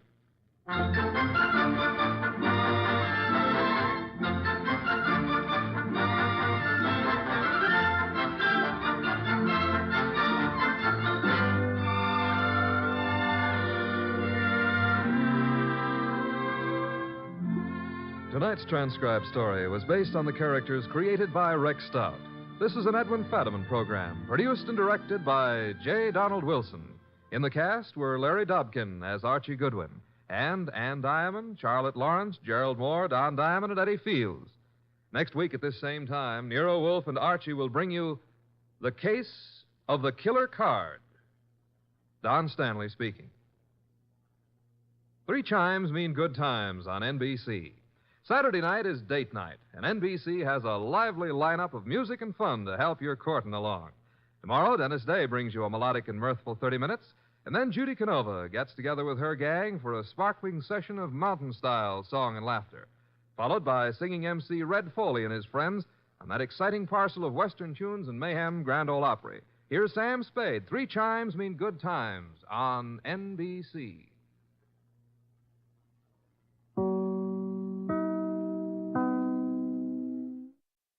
Three chimes mean good times on NBC. You're invited every Saturday over most of these NBC stations to a 1-hour concert by the renowned NBC Symphony.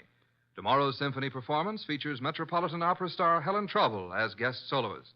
For tomorrow's broadcast, the orchestra will be under the baton of the widely acclaimed conductor Wilfrid Pelletier. For the world's great music, hear the NBC Symphony brought to you tomorrow and every Saturday. Transcribed. Ladies and gentlemen, the ringing of that phone bell brings you mystery, adventure. Nero Wolfe's office, Archie Goodwin speaking. Yes, who's calling? Mr. John Blake? Well, is this a matter of business? That's fine, Mr. Blake. I'll just call him. Archie, I'm not here. Tell him I'm up in the plant room with the orchids. I was going to call him to the phone, but he's up in the plant room with his orchids. What sort of a case is this, sir? Really? Really, is that so? Is it a man or a woman? Oh, I understand perfectly. It's a man. Well, at least that's something different. Yes, sir. Very urgent. I understand. And I assure you, Mr. Wolf will be here waiting for you. The fee? Shall we say about, 1,000? I will not see any client until after dinner. Fritz is having mountain quail on toast. Yes, Mr. Blake. Come at once. What were you saying, boss? And found you, Archie, nothing but business. All the time. What's the problem? I don't know. And at $1,000, considering our bank balance, I'll help him poison his great-grandmother.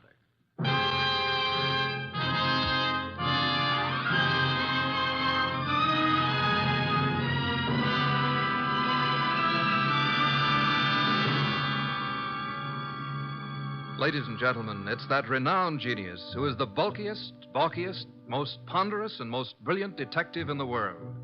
Yes, none other than that chair-borne mass of unpredictable intellect, Nero Wolfe, created by Rex Stout and brought to you in a new series of adventures over this NBC network in the person of Mr. Sidney Greenstreet.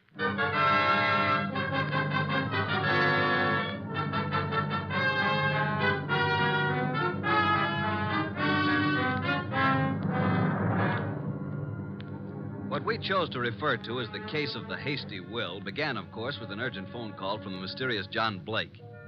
At the moment, Nero Wolfe was seated in his chair, which was specially built for his 300 pounds, and I was giving him a lecture on the importance of money. Archie, that will do. I'm not interested. You will be when you learn you can make no more purchases of beer and Skittles. You've passed up 2 cinch cases now. Each would have meant a healthy fee.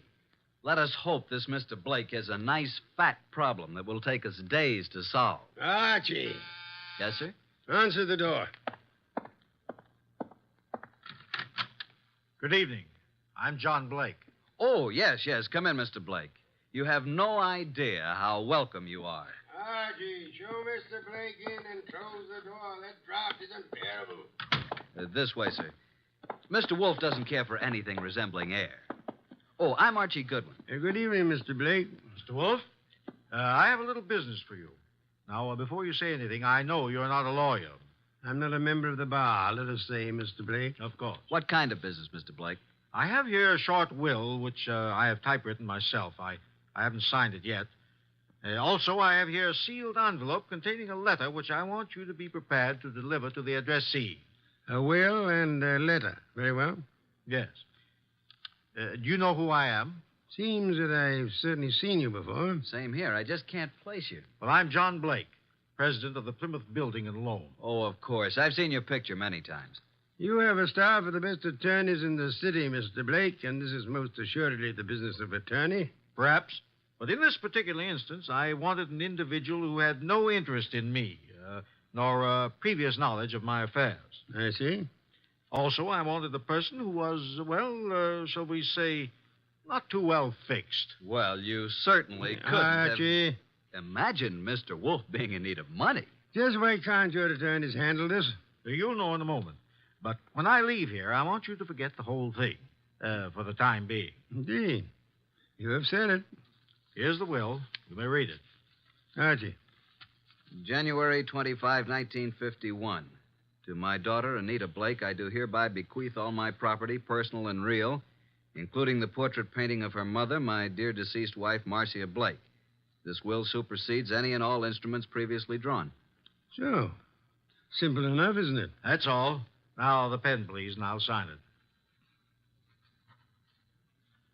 Now then, you sign as witness, Mr. Goodwin. You retain the will, Mr. Wolfe, and the envelope here, which is addressed to Hilary Blake, my brother, who is now living in this city. Your brother? He's just recently returned from 25 years in Australia. Though Hilary has written me several times, I have not favored him. We've been estranged these many years over, a certain unpleasant situation which this enclosed letter will clear up. Are you in fear of your life, Mr. Blake? Murder? No, Mr. Wolfe. There was a time, yes, but, not now. You will know what to do with the will and the letter, though, when the time arrives. Now, as to your fee, you said 1,000? Well, we usually receive... 1,000 will do. Well, here's a check, all made out. If you're thinking of suicide, Mr. Blake, we must warn you. If you don't care to go through with this, please say so. I'm not planning on suicide, I assure you. We have taken the job, Mr. Blake. And good evening, gentlemen, and thank you for your kind indulgence. Well, that's the simplest little 1,000 we ever made. I believe, Mr. Goodwin, you're going to be quite surprised. I want you to get acquainted with John Blake's secretary. You will more than earn this 1,000, young man.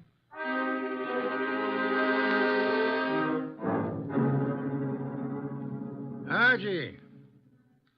Archie, is that you? Yes, boss. What time is it? It is 6 p.m. The clock is right in front of your eyes.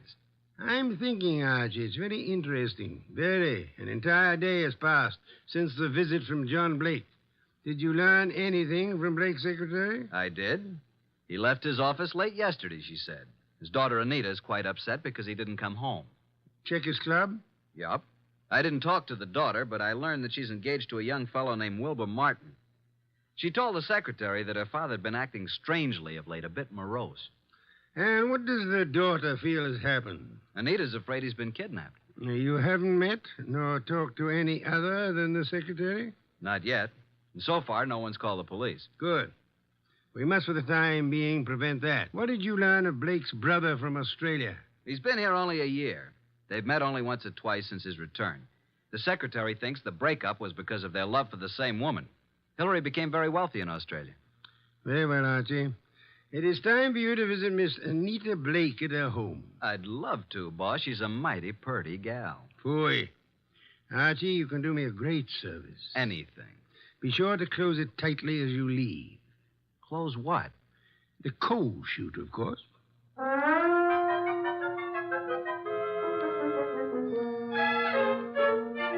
I'm awfully glad you could come, Uncle Hillary. Wilbur seemed to think you might know something about Father's disappearance. No, I don't know, Wilbur. I'm just as nonplussed as you are. When did you see your brother last? Oh, it's been 4 or 5 months. Why? Oh, I just wanted to know. What do you two think has become of him? Surely you know his recent actions better than I. Well, at first I thought he'd been kidnapped. Now I'm afraid it's suicide. Oh, I say, really now. Have you been putting such ideas into our head, young man? On the other hand, could have been murder. Oh, indeed. Well, I suggest that the police be called. Hospitals, the morgue, every place. Have you thought of doing that, young man? I was going to. Oh, really? Then what are you stalling about? I'll just step into the library and do it myself. Oh, it can't be, Wilbur. It just can't be. Miss Blake, there's a Mr. Goodwin to see your father. Oh, I'll see him. Thank you, Miss Blake. I'm Archie Goodwin. This is my fiancé, Mr. Wilbur Martin. Mr. Martin? How do you do? What is it you want, Mr. Goodwin? Is your father here, Miss Blake? Why, no. No, he isn't. What is your business, Mr. Goodwin? Why do you want to see Mr. Blake? As a matter of fact, I don't really want to see Mr. Blake because I don't think he's here. I came to see Miss Blake. Just who are you? I'm a detective. Police? Private investigator with Nero Wolf. John Blake has disappeared. I know you're trying to keep it out of the press because you think he's been kidnapped. We have called the police. Oh, what do you think has happened to my father? I think he's dead. Oh, dear. Why do you think that? Yes. Just what do you know, Mr. Goodwin? Oh, Anita, I want to ask you a few questions. I think it's advisable. Mr. Blake. Yes? I thought you were done for. That is. I don't think This chap is a detective. I'm sorry about this, Mr. Blake, but curiosity got the better of me. I hope I haven't wrecked things. What are you talking about? You remember the agreement. What agreement? Mr. Goodwin, do you know who you're talking to? Why, yes, John Blake. Oh, no, Mr. Goodwin. This is my Uncle Hillary, my father's brother. Hillary? Hillary Blake? Yes, my father's twin brother. John and Hillary were twins. Of course. That's news to me. I didn't know that. What did you know about him? Well, now that I look at him, now that I can recall his speech, there is a difference. And now, why do you think John Blake is dead? I've just come from police headquarters. You mean he's been murdered? No. From all indications, he's committed suicide. Suicide? Are you sure? Poor father. Oh, I was afraid of this. This morning, a hat and an overcoat were found on the East River docks near Pier 9. In the coat was a typewritten copy of a will made yesterday. The hat bears the initials J.B. There was a will? Yes. Could you identify the hat and coat, Miss Blake? Well, yes, of course. Very well. Come in, Sergeant. This is Sergeant Hanlon. Miss Blake, do you recognize this coat and hat? Yes. Oh, yes, I do. They were father's. Oh, Wilbur. Suicide? I can't understand it. But the hat and coat are not conclusive evidence. What about the will found in the pocket? Show them the will, Sergeant. Read it, miss. You read it, Wilbur? To my daughter, Anita Blake, I do hereby bequeath all my property, personal and real, including the portrait painting of her mother, my dear deceased wife, Marcia Blake. This will supersedes any and all instruments previously drawn. But no signature. I have the original. Here you are. Where did you get this? Notice the signature of the witness? Archie Goodwin.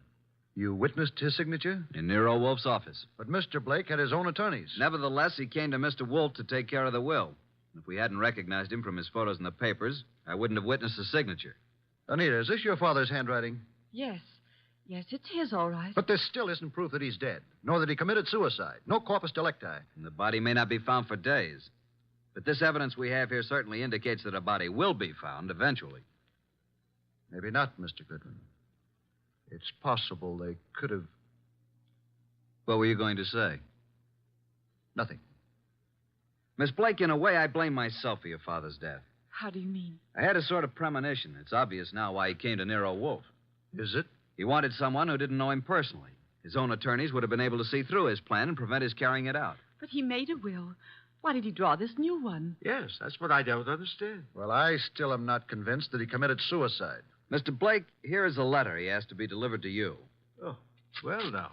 Perhaps it will shed some light on the problem. What does it say, Uncle? Jove. It says, Hillary, 25 years now, jealousy and bitterness have kept us apart. I know why you stayed in Australia all these years. I know you loved Marcia. She was rightfully yours. But I loved her, too, and I couldn't go on without her. I know you've despised us both, and I've pretended to despise you. I had to pretend because I lied to Marcia. I told her you were engaged to marry a woman in Sydney. Marcia was innocent. I was to blame. When Marcia died last year and you wrote that you were coming back, I knew then that your resentment had faded, but I didn't answer you, and I've kept away from you because I couldn't face you. I've told you all this because things have happened which you will learn soon enough that have decided me to close my book and write fini. I have made a new will, leaving everything I possess to Anita. Anita is young, Hillary, and I beg you to watch after her as though she were your own, which, but for my selfishness, she might well have been. Forgive me, Hillary. Well, this certainly indicates suicide. But what does he mean by things have happened? That, Miss Blake, is the motive, for which we'll just have to wait. Yes, for that and the body.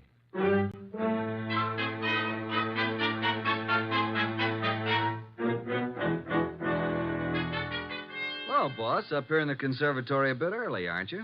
How are the orchids? Oh, it's a nice sunny morning. Even though it is around 0 outside, the sun is fine for them. And behold, Archie. Huh? What is it?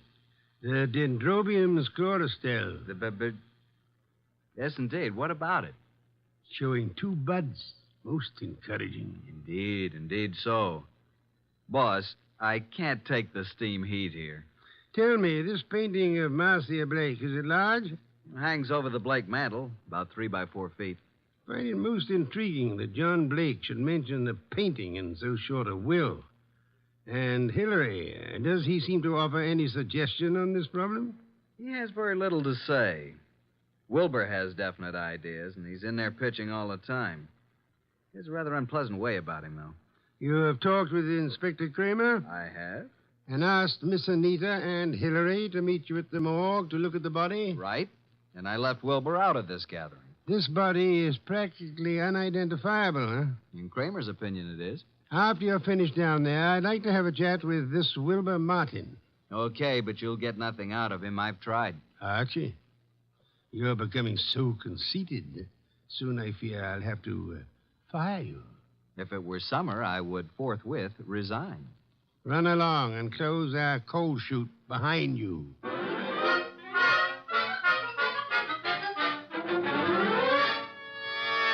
Morning, Inspector Kramer. Up early. Yeah, Goodwin.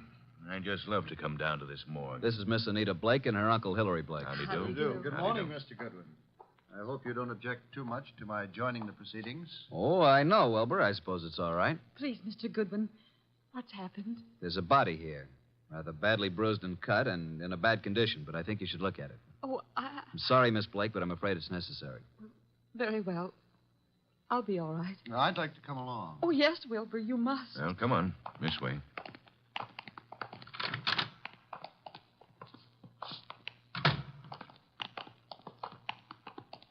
Well, here we are. Wilbur. What do you say, Miss Blake? Now get hold of yourself, Anita. Please, you must. Yes. Yes, that's Father. And you, Mr. Blake? It's certainly hard to say. It looks as though it might be John. Was there no means of identification on the body? No jewelry or... Father never wore any jewelry. There was nothing but this suit here. Nothing in the pockets. That's Father's suit, all right. I know. Oh, why? Why did he do it? Come along now. That's all for today.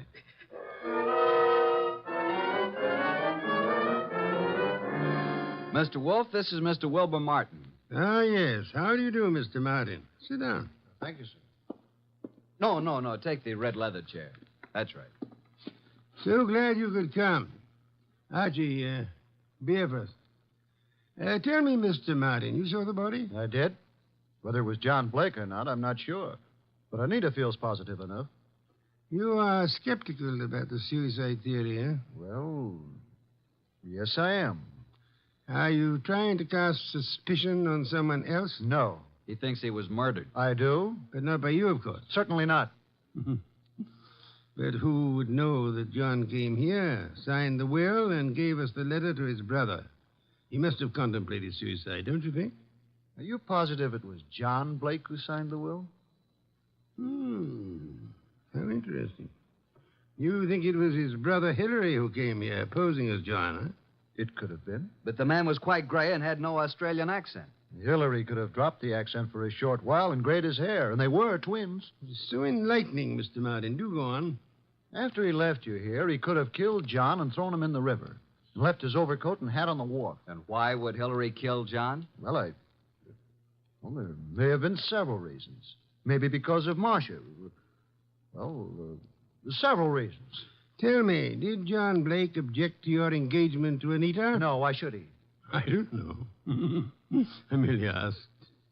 Anita Blake identified her father's handwriting. She identified the body. You still believe it's murder? Maybe she only thought it was his handwriting. You had best be careful, Wilbur. In trying to make a murder out of this, you might place yourself in a most unhappy position. I checked the letter and the will with papers at John's office, and the handwriting is identical, in my opinion. Maybe Hillary is clever at forgery.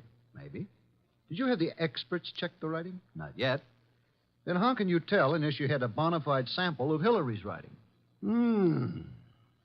I take it that you found a sample of Hillary's writing? Some letters from Hillary to John? Yes. I found a package of them in John's desk at his home. That, Wilbur, is most encouraging. Here they are. Several of them tied together. Some written in 1928 and a couple in 1948. Now, we'll tell you something. We never thought John committed suicide either. You didn't? No. And before you go, Wilbur, write your name here on this pad. Very well. Thank you so much. I hope we shall see you tomorrow.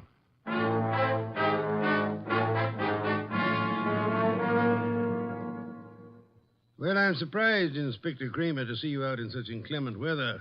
I like the cold spells. Sit in the red leather chair. Thanks. Good.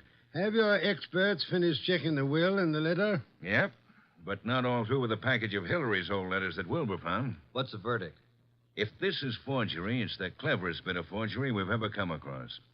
My men say the will and the letter you received appear identical with the specimens from John's office. Indeed. The will and the letter then do seem to have been written by John Blake. Yes.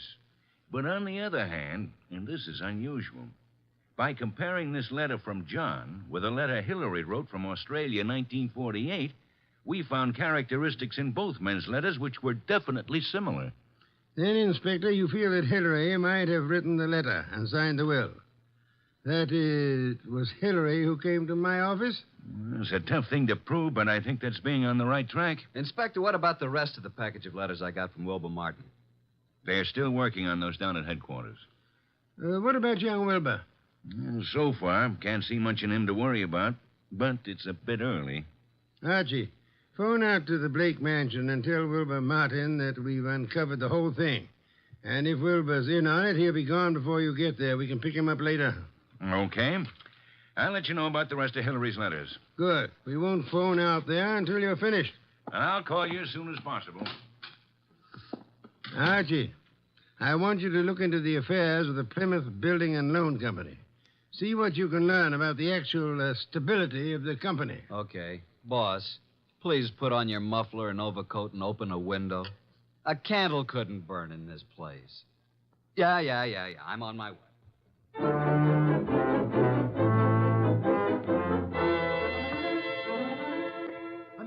Anita. What is it, Wilbur? What's happened? I came out as soon as I heard. Well, what's happened? Speak up, man. You haven't heard? You don't know? No, what? Look at these headlines. Plymouth Building and Loan crashes. Wilbur, what does this mean? It means your father embezzled the funds of the company and he has gone to the wall. What? Yes, close the doors. Oh, no, Wilbur, no, I can't believe such a thing. I'm sorry, Anita, but there it is in black and white. Then this is the motive for John's suicide. Why? Why? Because he knew he was caught. What else? He could have put the money back, couldn't he? Yes, but maybe he lost it by trying to make more to cover up the shortage. I don't think he lost it. You don't? No. Oh, nonsense. He must have. Else why would he kill himself? Maybe he didn't kill himself. Oh, this is awful. Oh, please, Anita, you mustn't worry. I know this is very embarrassing for you, but it isn't your fault. Now, let me take you away for a while. We can run down to Mexico until this blows over. You won't take her to Mexico. You won't take her anyplace. Just what do you mean? What's wrong with you, Wilbur? You're acting stupid. Your father may have fleeced the company, but I don't believe he lost the money. Wilbur. He hid the money, and your Uncle Hillary found the hiding place. And he set up the suicide to cover your father's murder. Hillary killed him. Oh, you're crazy. You're out of your mind. Why, this doesn't make sense. I have all the money I need. Yes, you have now. Pack your things, Anita. I'll phone the airport for reservations. You can't leave at a time like this. You won't leave this room. Do you know what can be done to you for threatening people with firearms? I'll call the police. You don't need to call the police. I've just talked to that detective, Mr. Goodwin. He's on his way here. The police have uncovered everything. I know you killed John, and you have the money. Wilbur, you're out of your mind. I know what I'm talking about. Get out of here. Get out. I won't leave. No one will leave till Goodwin comes.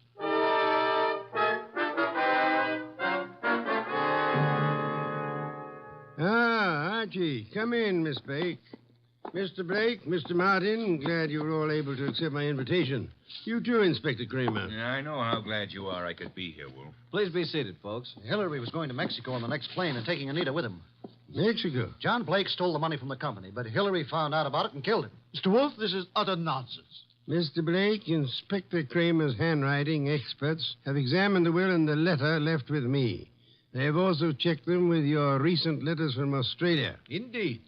And your letters from Australia show a definite resemblance, having the same characteristics as the letter and the will you've given me. You mean you think that I signed the will and wrote the letter? Definitely. Ridiculous. But there's something else. The will mentions a painting of Marcia Blake, Anita's mother. Archie, where is that painting? Did you bring it? It's here. Bring it in here, Sergeant. Just a moment. I hope you don't mind, Miss Blake. What are you doing to it? Tearing off the paper backing of the picture? Yes, and there you are. There's the reason for the whole thing. Bonds. Pasted in the back. Thousands of dollars in negotiable bonds. Then Hillary did know about the money. He killed John for all this. He had Anita order the picture to be credited for shipping. I did no such thing. Nevertheless, you didn't kill John Blake. Certainly he did. Look at these two letters from Hillary Blake to John here in America. What are the dates? September and November 1948. Those were supposedly Hillary's most recent letters to John. And look at these letters, June and July 1928. Notice any difference? All are signed by Hillary, but the ones dated 1928 are not at all like the ones written in 1948. Not the least similarity. The ones dated 1928 were written by Hillary. But those dated 1948 were written by John. John? How do you mean? Carry on, Inspector. You're under arrest, Mr. Blake. Not for murder, because there's been no murder. You're under arrest on a charge of embezzlement. Embezzlement? Oh, but how can And you, Miss Blake, are under arrest as an accomplice. What? I don't understand. Mr. Wolf. Wilbur, you yourself unearthed the old 1928 letters, really written by Hillary from Australia. The recent letters are not in the same handwriting. They were poorly forged by John in 1948. Furthermore, we checked with Australia and learned that Hillary Blake died in Sydney 10 years ago. And this man here is really John Blake, posing as Hillary to escape the penalty for looting the company. Anita, it just doesn't seem possible. Anita knew all about it, and they might have gotten away with it if they hadn't come to us, Archie. What a fantastic plan. I'm giving you back your $1,000, Mr. Blake, but I'm afraid it won't do either of you much good now. Thank you so much, Inspector Kramer, for dropping in.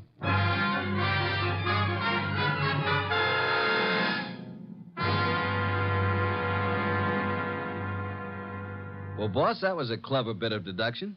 You really think so, Archie? It was quite a blunder for so clever a man as John Blake.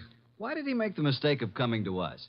There are many holes in the plans of the criminal mind. He must have forgotten about the 1928 letters, or he would have destroyed them. And he underestimated Wilbur's intelligence. And I thought he was a dope, too. But he was half right. He really slipped up on the body in the morgue. Inspector Kramer was most kind to cooperate with us in that little act. Anita was too eager to identify the first body she saw. And the painting. You sensed there was more importance attached to it than the fact that it was a work of art. True. Some beer, please, Archie. Coming up, boss? Now, that brings me to an unpleasant subject. What's that? You were talking about resigning. Are you still in that frame of mind? Resigning? When did I say anything like that? Then you're going to be content with conditions as they are?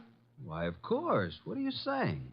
And you don't mind it a bit as long as this dreadful weather continues? Well, not at all. Don't mind what? Going in and out of the house through the coal chute. You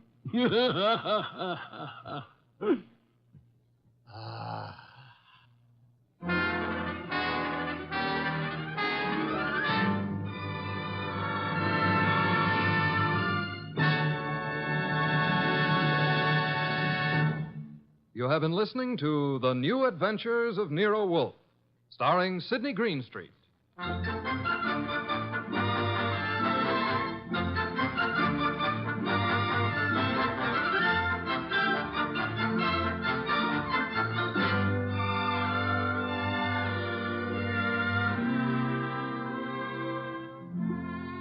Tonight's transcribed story by John Edison was based on the characters created by Rex Stout and produced and directed by J. Donald Wilson. In tonight's cast were Harry Bartell as Archie Goodwin, and Victor Rodman, Louise Arthur, Hal Gerard, and Bill Johnstone. Next week at this same time, Nero Wolfe and Archie will bring you The Case of the Disappearing Diamonds. Don Stanley speaking. 3 chimes mean good times on NBC.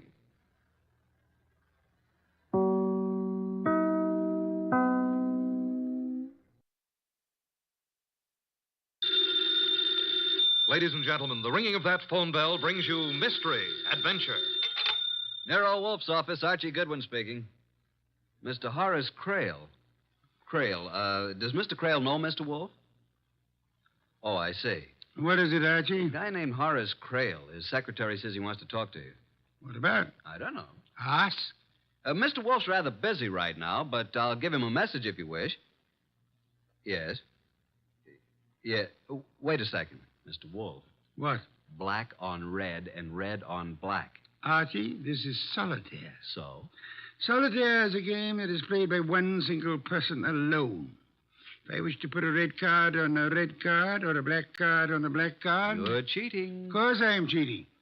What is the message Mr. Horace Crail's secretary asked you to convey? Just that he wants to see you.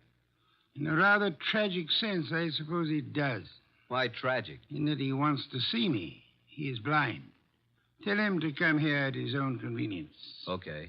What does Mr. Crail want to see Mr. Wolfe about? A murder? A murder that may still be prevented. Archie. Just a second. What? I have run the cards out perfectly. Is it his own murder Mr. Crail wants us to prevent?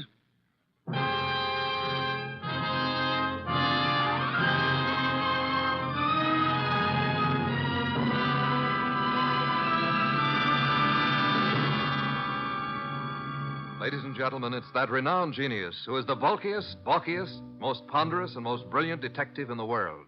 Yes, none other than that chair-borne mass of unpredictable intellect, Nero Wolfe, created by Rex Stout and brought to you in a new series of adventures over this NBC network in the person of Mr. Sidney Greenstreet.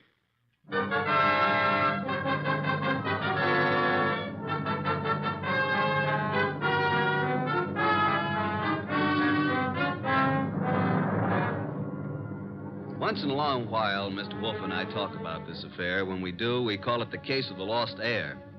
But I don't think the title's quite adequate. For me, it ought to be called the case of the gone goose. And I was the goose.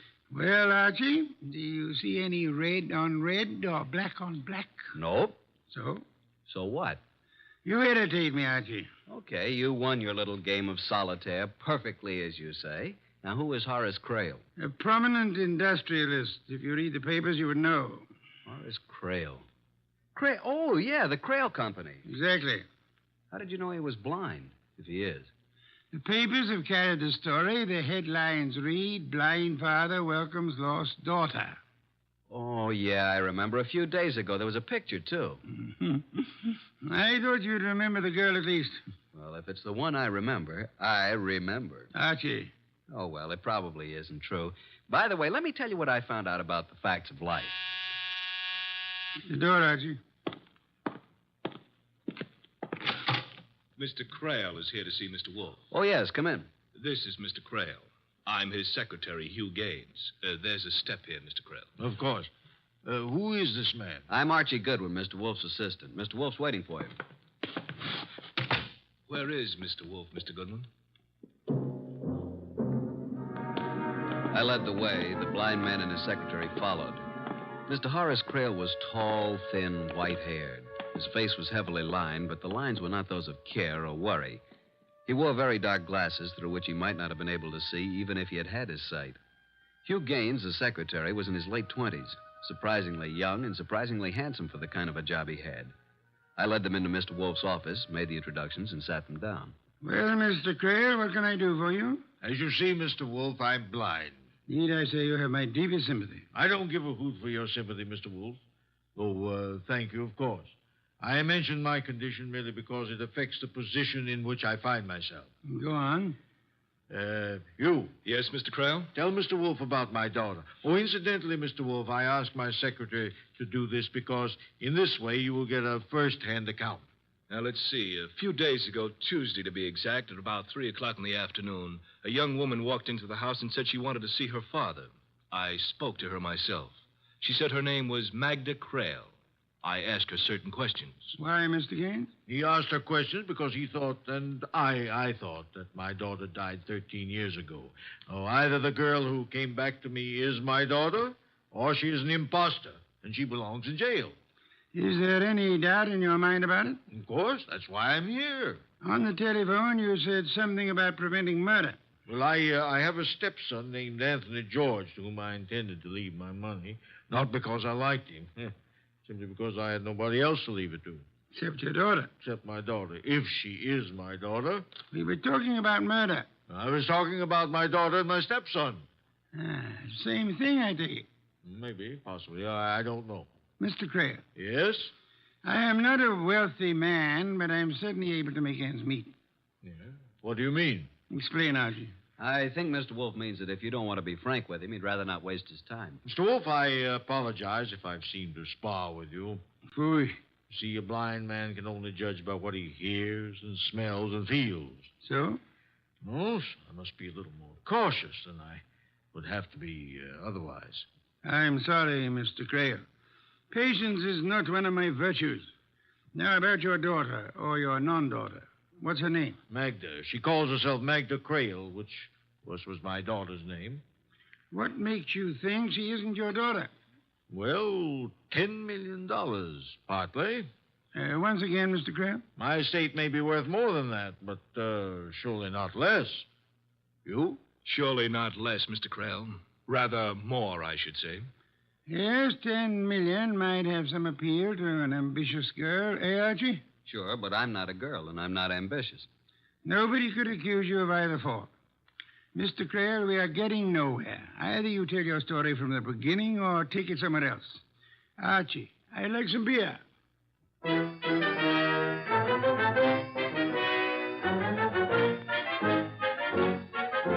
When I went out for the beer, the kitchen was a mess, and incidentally, I saw what was being prepared for lunch. When I got back to the office, Mr. Creel and his boy were gone. One beer for Mr. Wolf. What happened? What took you so long, Archie? I had a sandwich. And spoiled your lunch. You know what you're having for lunch? Of course, I planned it. Baby octopus. Delicious. I'll take your word for it. What happened to the blind tycoon? Get your book, will you, Archie? I want to give you a few notes. Oh, just a second. Okay. Item. You needn't repeat everything after me. Yes, master. Item, Horace Creel was born blind. Item, his wife and their 6-year-old daughter, Magda, disappeared in their private plane 13 years ago. Magda returned last Tuesday. Item, no matter what he says to the contrary, Horace Creel is afraid he's going to be killed. I think Mr. Creel is right.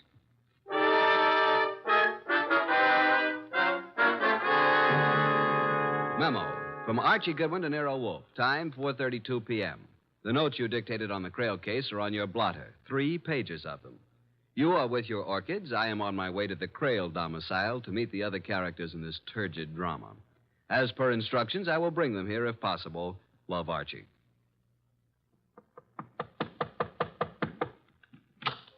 Yes, sir? My name is Goodwin, Archie Goodwin. I believe I'm expected. This way, please, sir.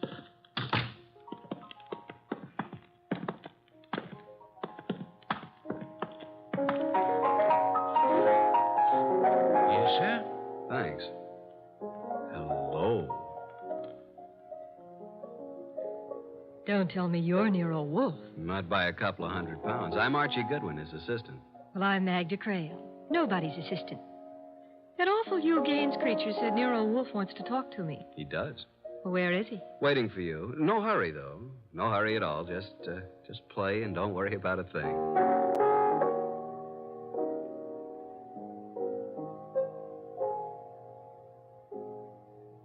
Black hair, green eyes, skin like a magnolia petal. Beautiful, beautiful. While she finished what she was playing, I watched her. Beautiful.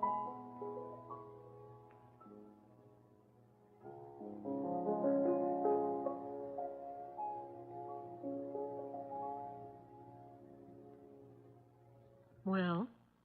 Beautiful. Mr. Goodwin. Archie. Oh, we could get along together, Archie, if that's the way you are. It's the way I am. I can't seem to do anything about it. Where's Anthony? Anthony? Oh, Anthony George. Well, I thought both my repulsive half-brother and I were supposed to meet Nero Wolfe. I'm here in case anybody wants to know. Over there in the shadows, listening with all his ears. That's Anthony George. Shall we go and talk to Nero Wolfe, Anthony? Goodwin? You look like a normal sort of person. Well, that's open to question, but go on. If you had to choose between $10 million and killing a woman by due process of law, which would you choose? I'll think about it between now and July 1994. Now, shall we go talk to Nero Wolfe?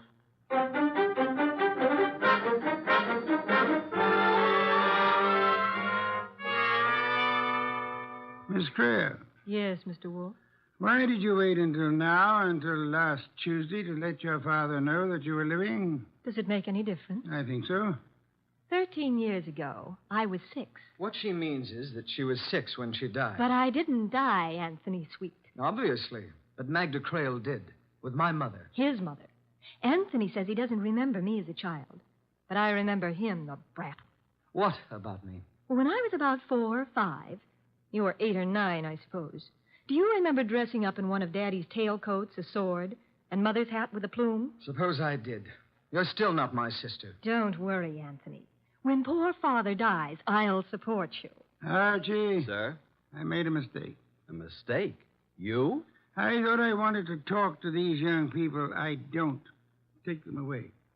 Take the young lady to a nightclub. On my salary? As part of our investigation, it will be charged to Mr. Horace Creel. It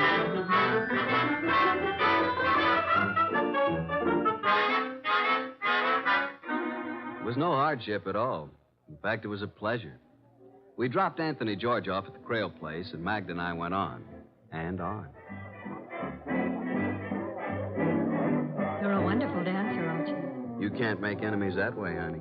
Archie, why did Mr. Wolf want you to take me out? To find out whether you really are Crail's daughter. How did he expect you to find out? I don't know. Do you think he knew? He probably had some idea, but I don't know what it could have been. Honestly? Honestly. Archie, do you think I'm telling the truth? No. But wait a minute, baby. I don't think you're lying either. I just don't think. Give me my handbag, Archie. Thanks. I've got something here that might interest both you and Mr. Wolf. Here.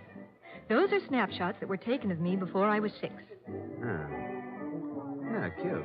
Now look at me. Beautiful. Beautiful. Can't you see those pictures are of me? Kids that young all look the same to me, but suppose they are pictures of you. What of it? Well, just this. I found them in one of Mr. Crail's old photograph albums. My father, I mean. Oh, here's something. The one lying on my tummy on the white bearskin rug. All babies get their pictures taken that way. Here, give it to me. Wait a second. What's this mark under your shoulder blade? It's a little birthmark, like a strawberry. Yeah, it's clear. Look, honey. Why are you so interested in babies, Archie? Because I always thought I should have been a mother. Now, look, have you still got that mark on your back? Of course. At least I suppose so. They don't go away, do they? Where are you going? I'll be right back.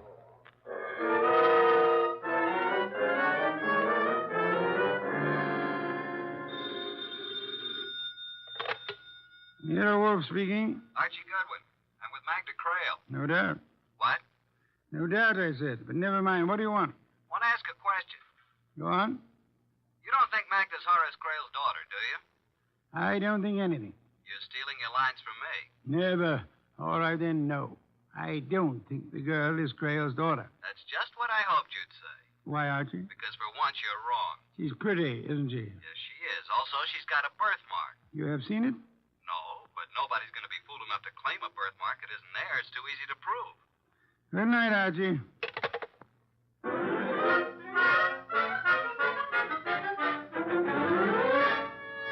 I thought you deserted me, Archie. Well, you know Hugh Gaines, don't you? Hello, Gaines. Hello, Goodwin. Making hay while the moon shines? You know, if you work that into a routine, it could be pretty dull. You don't like me, do you? Do I have to?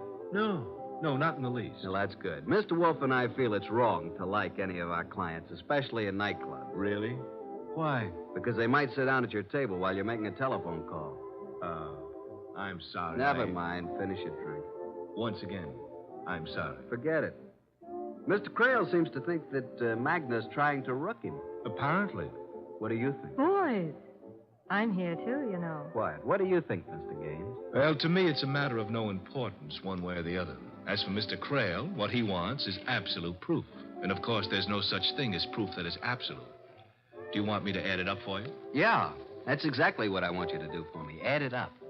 13 years ago, Mrs. Crail and her small daughter, Magda, boarded a chartered plane in St. Louis to fly across the Ozarks to Hot Springs, Arkansas. Mm-hmm. They took off, and that's the last that ever was heard of them, or the pilot, or the plane. Okay, add some more. Mr. Crail had the whole area searched for months. The search itself cost almost $50,000. And the plane was not found. They finally decided that it must have fallen into the Mississippi, where it would sink to the bottom and stay forever. Now, wait a minute. Magda. Yes, Archie? Don't you remember anything about this trip? Nothing. Not a single thing. The last I remember is Mother putting me to bed in a strange city, in a hotel. And that's all. Okay, what's the next thing you remember? Archie, dear. Yeah? Didn't my father go over this whole business with Mr. Wolf? I suppose he did. Then do we have to do it again? There must be some reason why he wanted me to take you to a nightclub. Because I might say something I haven't already said 100 times? Maybe. What's the next thing you remember after your mother put you to bed in a strange city? Archie, I have a confession to make. This I believe. Go ahead. $10 million is a lot of money. So I've been told.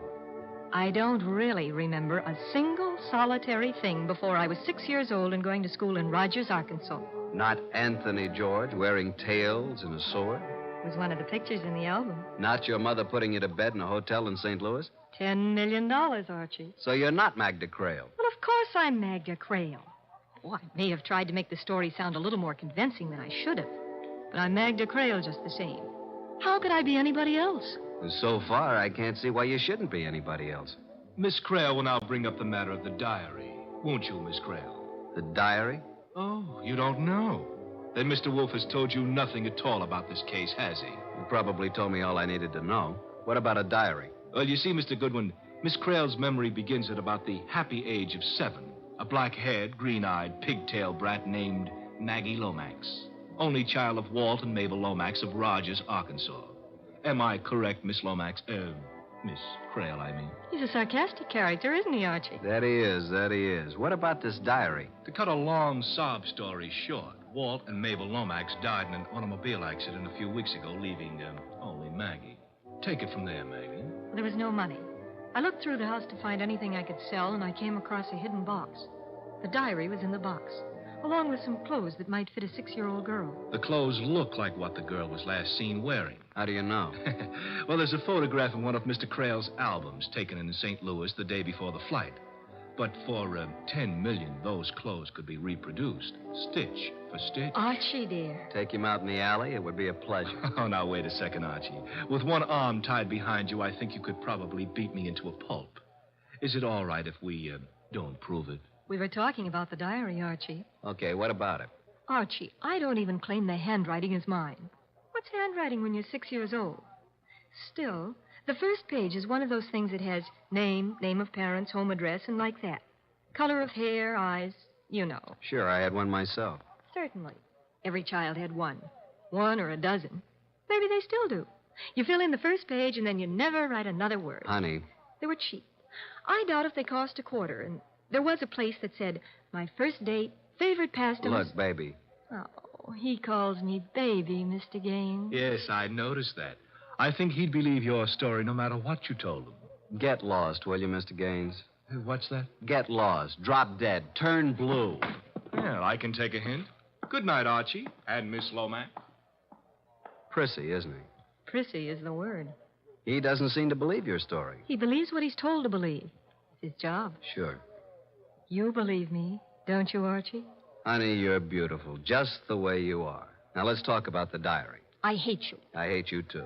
Shall we dance? The diary. Oh, dear. Where is it? Do you call this romance? No, I call it working overtime. Where is it? Here, in my handbag. Here. Push over. We look at it together. I'm not crowding you, am I? What's a little crowding? Cozy, isn't it? Now, look at the cover first. My diary, 1934. I suppose somebody gave it to me for my 6th birthday. Let's just not suppose anything, shall we? All right, Archie. Page 1. Name, Magda Crail. Date of birth, October 11th, 1928. But you read it. Or can you read? Anything you can write, honey. Date of birth and so on. Father Horace Crail, Mother Mabel Crail. Hair black, eyes green. My favorite pastime, playing with dolls. Playing has a Y in it. You know what I think, Archie? You wouldn't call that writing, would you? Not real writing. It's more like printing. I think my mother guided my hand when I wrote that. Yeah, that's the way it looks, all right. Well... Dance now? Dance now. While we danced, while I held that disturbing girl in my arms, I tried to believe the case was just as simple as it seemed. Somehow she'd survived a plane crash, a head injury, and then a normal life with a couple who naturally wouldn't tell her that she wasn't really theirs. I tried to believe it. I was trying hard when... Archie, don't look. There's Anthony George. Oh, yeah, alone in the corner. You've had a lot of experience, Archie. Do you think he's a killer? A what? Do you think he'd commit murder? I don't think anything about him, but why should he? For $10 million? I see what you mean. Are you worried? Not with you around, Archie. Not with you around.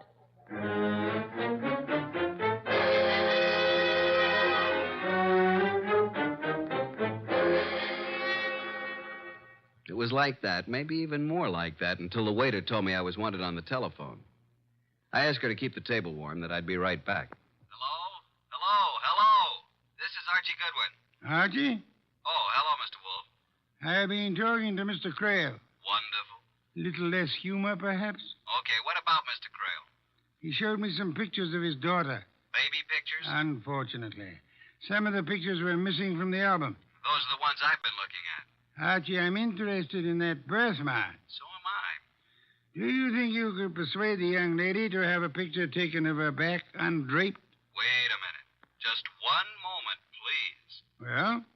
You mean that? Clear picture in a bright light. How would you like her posed, Mr. Wolf? I am not amused, Archie. Okay, I'm sorry. All I want is a clear, sharp, focused picture of that birthmark. And I expect you to get it for me. Good night, Archie.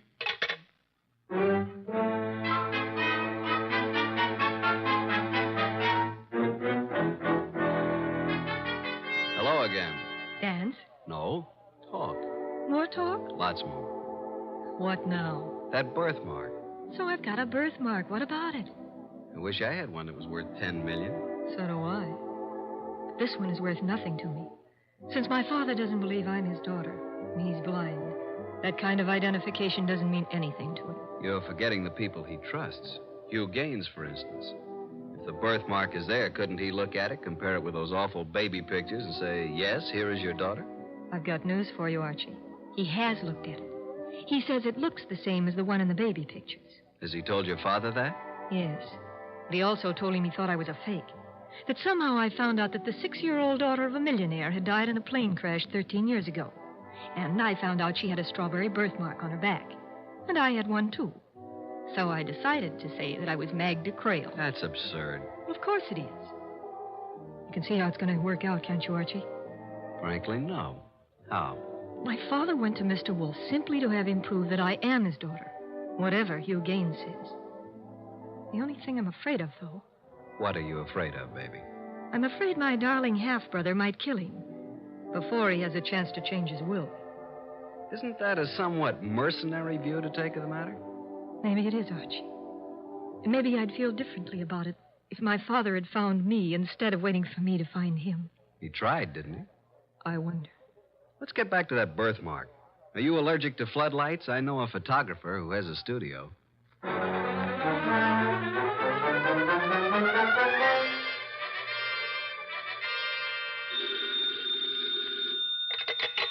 Confound it, Archie. How did you know it was going to be me? Because nobody else would dare to call me this late. What do you want? I got the pictures. They're drying now. If you come home, bring them with you. They may be important tomorrow. Have you heard that Horace Creel was murdered? No. How? Who? Where? Tomorrow we'll talk about it, Archie. Good night.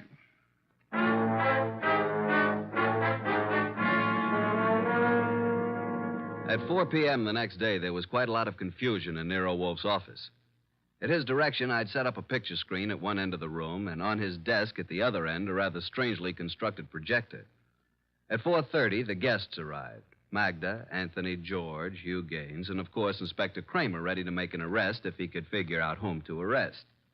Hello, Inspector. Hi, Goodwin. Magda, Anthony George, Hello. Hugh. Yeah, what's this all about? What's going on, Archie? You got me, Inspector. I think Mr. Wolf wants to show slides of his trip to Yellowstone Park. But here he is. Ask him. Oh, say, Wolf, you want to know what I think? Not in the least, Inspector. Sit down somewhere, won't you? Archie, will you turn out the lights? Thank you. Now, this is a picture of Magda Creel lying on her stomach at the age of 6 months. I changed the focus so, and we have a close-up of a birthmark. A smooth discoloration that looks as if it might have been painted on. Now, look, Wolf, you said if I came here, you'd give me the guy who killed Horace Creel, and you show me a picture of a baby's back. Inspector, if you open your mouth again, I may not keep my promise. Go ahead. While we look at this enlargement of a birthmark on baby's back, let us remember that the late Mr. Horace Creel was blind and never saw it. So what? What's he getting at, Goodwin? Inspector, if I knew, I'd tell you. Listen. Mr. Creel had a trusted secretary, Hugh Gaines. I'm here. Of course, Mr. Gaines had a brilliant idea. He knew the tragedy of Mrs. Creel and her daughter, and he decided to bring Creel's daughter back to life. What makes you think so, Mr. Wolf? You had access to the photograph album, and only you. Oddly enough, Mr. Creel didn't even know his daughter had a birthmark until you told him. That may be true, but what of it? It's unimportant. Now I want to show you another picture. Archie, explain this picture, will you? Reading from left to right, this is a picture of Miss Creel's back. Very pretty, too. As you can see, there is what appears to be a small birthmark somewhat under the left shoulder blade. I change focus, and as it becomes larger... That's not a birthmark. That's tattooing. You can see it. Tattooing, of course. And Mr. Gaines had a brilliant idea how to make use of a tattooed birthmark and Miss Magna to help him out. Blind as he was, Horace Crail saw through it. That's why Hugh Gaines had to kill him. No, you don't, Gaines.